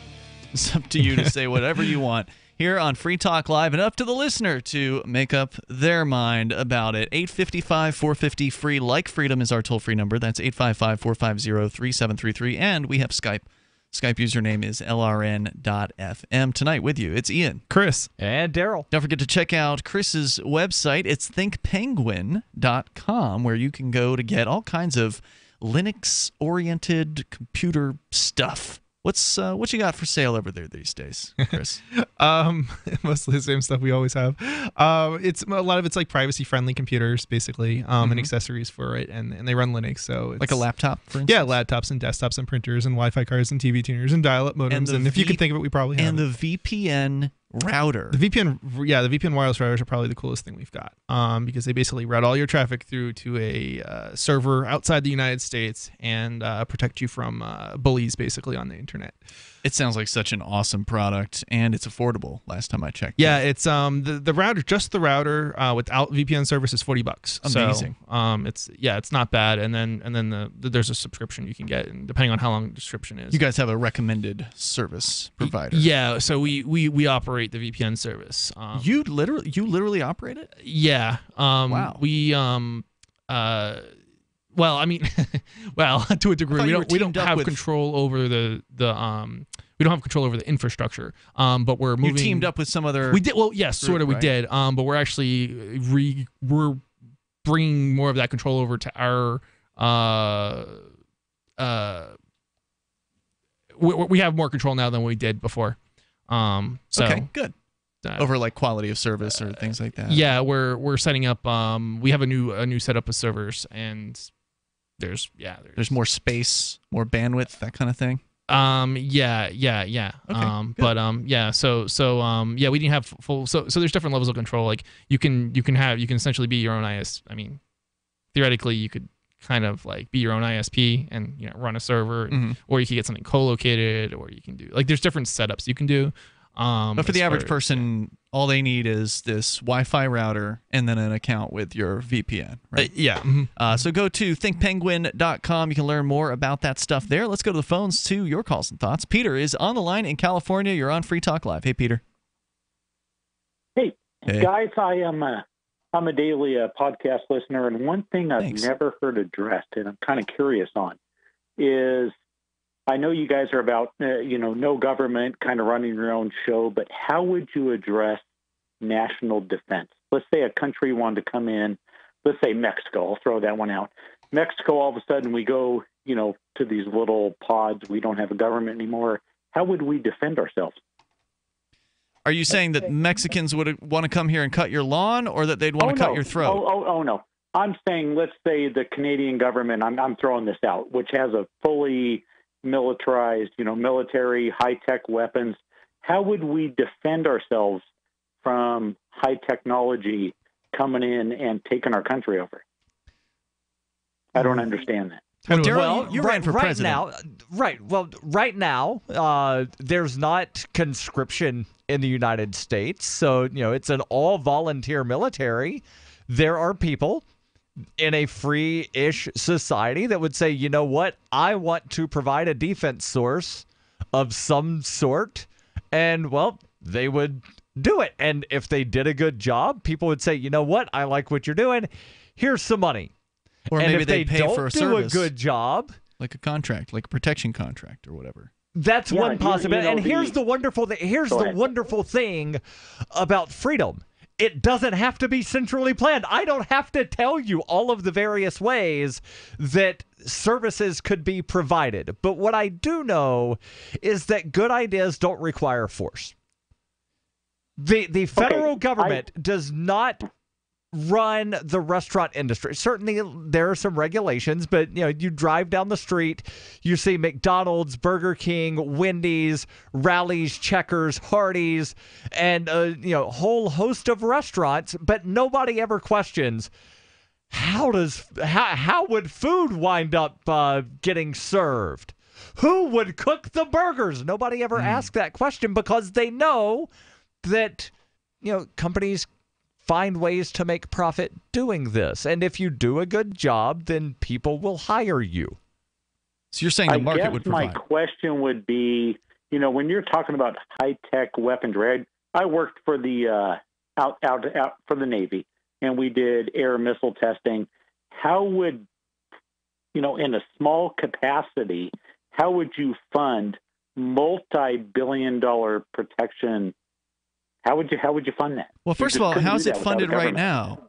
It's funded with theft. It's funded with your money right now that's stolen from you through the taxing process, and then the government pays probably 100 times what they actually should for that high-tech stuff. It's not the government who makes the missiles and the launchers, right? It's contracted It's out. private companies that do that, and they get paid big money, way more than whatever it is that they're making is worth, because they can get it from the government, so they do. So what would happen if you actually had a competitive marketplace is you would see the prices of these technologies coming down, because you finally... You also would not see the budget of the military for, the bulk of the continent at somewhere near $1 trillion a year, because there would not be bases spread all around the globe.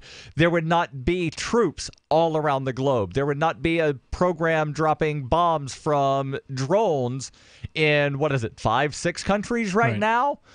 So you would not have this huge, vast Leviathan. Well, sure, but the small government person, Darryl, can see that. They can see the benefit in closing down the military bases around the world, but they still hold on to, a lot of them, the idea that they need the military to protect America. But they also think that we need a military that's almost the same size. Some of the things they do might not need to be done, but we still need, because we've got to protect the men and women in the... We can't just make them unemployed, Ian. Well, yes, you can. If we bring all and I've actually had conservatives, and I'm using air quotes there, tell me that we can't bring the troops home because that would just screw up unemployment, because you'd have all these men and women that are now unemployed. That's somebody who doesn't understand, economics. As long as there's relative freedom in the marketplace, those people would be snapped up by folks who are hiring, and they still need and maybe they would actually do productive jobs. Right. So I don't know if we've strayed too far from your original question, Peter. I think another important point to make to you here would be that one of the reasons why a country is possible to take over is because it has a governmental mechanism. It has bases inside its own country. It has targets, centralized targets that can be taken out, that can be replaced, that can be taken over by a foreign threat. If you decentralize, if you take power out of the hands of the state and you allow people to defend themselves and self-organize for their own defense, whether it be through a militia, whether it be through what Darryl's saying of hiring some sort of protection company to protect you, or letting it run on Patreon. Yeah, that's a possibility too. Because maybe I don't want to use the same protection company that Doug is using. Maybe he wants a protection company that just points ballistic missiles at every country in the world, and I'm like, I don't want to pay for that. Yeah, go ahead, Peter. Well, but you guys are talking about small militias, but when we're talking about high-tech defense, you've been saying that over and over again, but have you noticed that a bunch of people in caves in Afghanistan did a pretty good job of fending off the most high-tech military in the world recently? I actually can't argue that. That's a good point. And they did it also against the Russians, decades before that. Afghanistan's called the graveyard of empires because every empire throughout history that has attempted to invade Afghanistan was defeated. Right. The fact is the marketplace is the marketplace is the thing that is creating that technology in the first place. So there's no reason to believe that the market that creates the very technology that you're citing would not have access to that technology in a free marketplace. I mean, think about that. Okay. Well, I was just, I love your show, guys. I appreciate the feedback. I was just kind of wondering what your views on it were. I hope that helps. And also take a look at the old quote. I think it's apocryphal more than an actual quote, but it's supposedly like Admiral Yamamoto or something, but it wasn't actually. There's the old quote that, behind every blade of grass, there's a gun in the United States, and that's why you don't want to invade the mainland of the U.S. I mean, for all the high-tech weaponry, if you want to take over a place, if you want to just nuke it into non-existence, then that's one thing. Right. There's not much you can do to defend against that except for having your finger over another nuke. But as far as weaponry that's not going to work. You'll still get blown up. Well, no. The idea is the other person wouldn't launch because they'd be afraid that you would launch the nuke. But as far as assured mutual destruction, as far as the weaponry is concerned, you can blow some S up, that's one thing, but taking over a piece of land requires troops, it requires men, it requires constant impressing of force, and that's where the average person can absolutely defend themselves, and Americans, I think, would. Hey, thanks for the call tonight, Peter. I appreciate hearing from you, man. Thank you. Everybody else that was on hold, sorry, you'll have to call tomorrow night. You can join us online in the meantime at freetalklive.com. Free Press Publications is an independent, alternative media and publishing company founded in June 2009 with the mission of ensuring a free press for the freedom movement and is committed to spreading the message of peace, freedom, love, and liberty. FPP also gives new authors an avenue for publishing freedom-oriented material. FPP brings you daily news and commentary on the website fpp.cc, as well as a daily 5-minute newscast, FPP Radio News, and weekly news, views, and commentary in the FPP Freedom Minute and Peace, Love, Liberty Radio at fppradio.com, and the monthly newspaper FPP News at news.fpp.cc. Find FPP online at fpp.cc. That's fpp.cc, as in Creative Commons.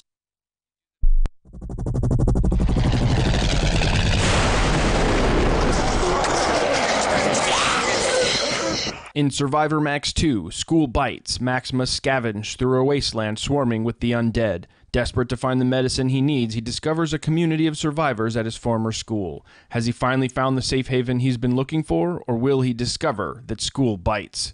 Look for Survivor Max on Facebook, read reviews on Amazon, and read Chapter 1 at survivormax.com. If you want to know the latest about Free Talk Live before we go on the air, all you need to decide is how you want it delivered. It's your choice. Visit news.freetalklive.com. You can get emailed announcements and participate in contests via our email updates list. Plus, we have a Twitter account that you can follow and a Facebook page where you can become a fan. So visit news.freetalklive.com to get news about Free Talk Live as soon as it's announced and the way you want it delivered at news.freetalklive.com. That's news.freetalklive.com. The Torchwood Report is coming up next, live after the news on the Liberty Radio Network at LRN.FM. From Keene in the Shire, the Liberty Media capital of the world, this is Darryl W. Perry, host of FPP Radio News for Friday, August 4th, 2017. Silver is trading at $16.72 per ounce. Gold is valued at $1,268 per ounce. Bitcoin is trading at 3.1 cents, and the average price of Bitcoin is $2,857.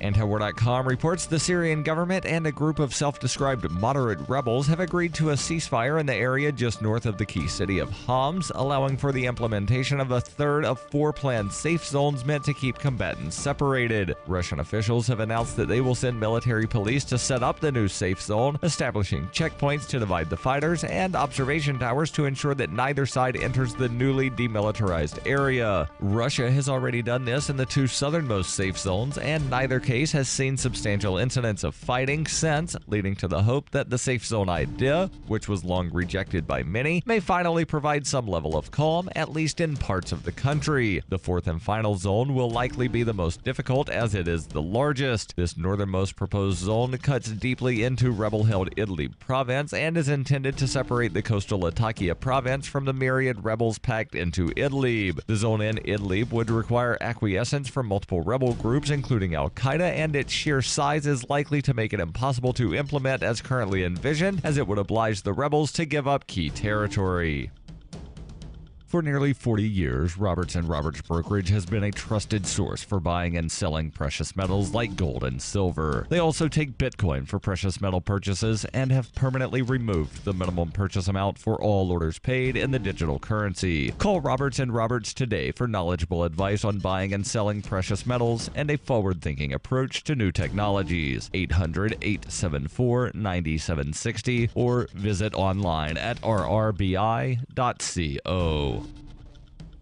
UPI reports the Department of Justice on Thursday said it will withhold federal grant money to law enforcement agencies in so-called sanctuary cities unless they assist Homeland Security in deporting undocumented immigrants who their departments identify. In a memo released online, Attorney General Jeff Sessions said multiple municipalities that have refused to comply with federal agencies seeking to deport undocumented immigrants are endangering the safety of officers and the public. He said by forcing police to go into more dangerous situations to rearrest the same criminal, these policies endanger law enforcement officers more than anyone. The Department of Justice is committed to supporting our law enforcement at every level, and that's why we're asking sanctuary jurisdictions to stop making their jobs harder. Earlier this year, the federal government put nearly a dozen cities and counties, along with the California Department of Corrections, on notice that they were subject to being blacklisted from lucrative federal grants that help fund their departments if they did not begin to comply with federal immigration policies. Thursday's announcement stated any municipality that refuses to notify ICE of an undocumented person in their custody or refuses to hold those individuals for up to 48 hours so ICE can take custody of them will be subject to having federal grant applications denied.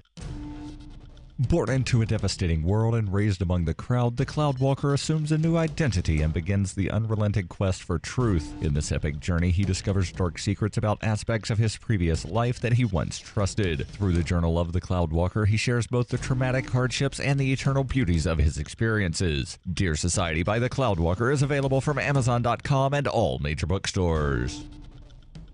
Reuters reports the Trump administration moved on Thursday to make permanent a new questionnaire that asks some U.S. visa applicants to provide their social media handles and detailed biographical and travel history, according to a public notice. The questionnaire rolled out in May as part of an effort to tighten vetting of would-be visitors to the United States and ask for all prior passport numbers, 5 years worth of social media handles, email addresses and phone numbers, and 15 years of biographical information, including addresses, employment, and travel history. The Office of Management and Budget, which must approve most new federal requests of information from the public, initially approved the form on an emergency basis, which allowed its use for up to 6 months rather than the usual 3 years. The State Department published a notice in the Federal Register on Thursday seeking to use the form for the next 3 years. The public has 60 days to comment on the request. The questions are meant to more vigorously evaluate applicants for terrorism, national security-related, or other visa ineligibilities, according to the notice. While the questions are voluntary, the form says failure to provide information may delay or prevent processing of a visa application. The form does not target any particular nationalities. This has been FPP Radio News. Online at fppradio.com. Researchers at Princeton University's Department of Sociology have made a major leap in our understanding of social interaction. We conducted trials in 90 supermarkets across the country and found that essentially 100% of people disapproved of having a stranger hit them across the face and then expose their genitalia right in the middle of the supermarket, which we found very interesting. Researchers observed similar reactions when the subject hurled shopping carts toward unsuspecting shoppers, stood in the deli section rubbing cold cuts against his chest, or got right near cashier's ears and began loudly singing Yankee Doodle. In this particular trial, we had our subject, Kevin, take off his shirt, tape a banana to his forehead, and charge at various shoppers like he was a rhino. Within 20 minutes, store owners called the police and he was arrested, allowing us to come to the conclusion that this type of behavior is still considered at least somewhat taboo. This is the Onion News Network.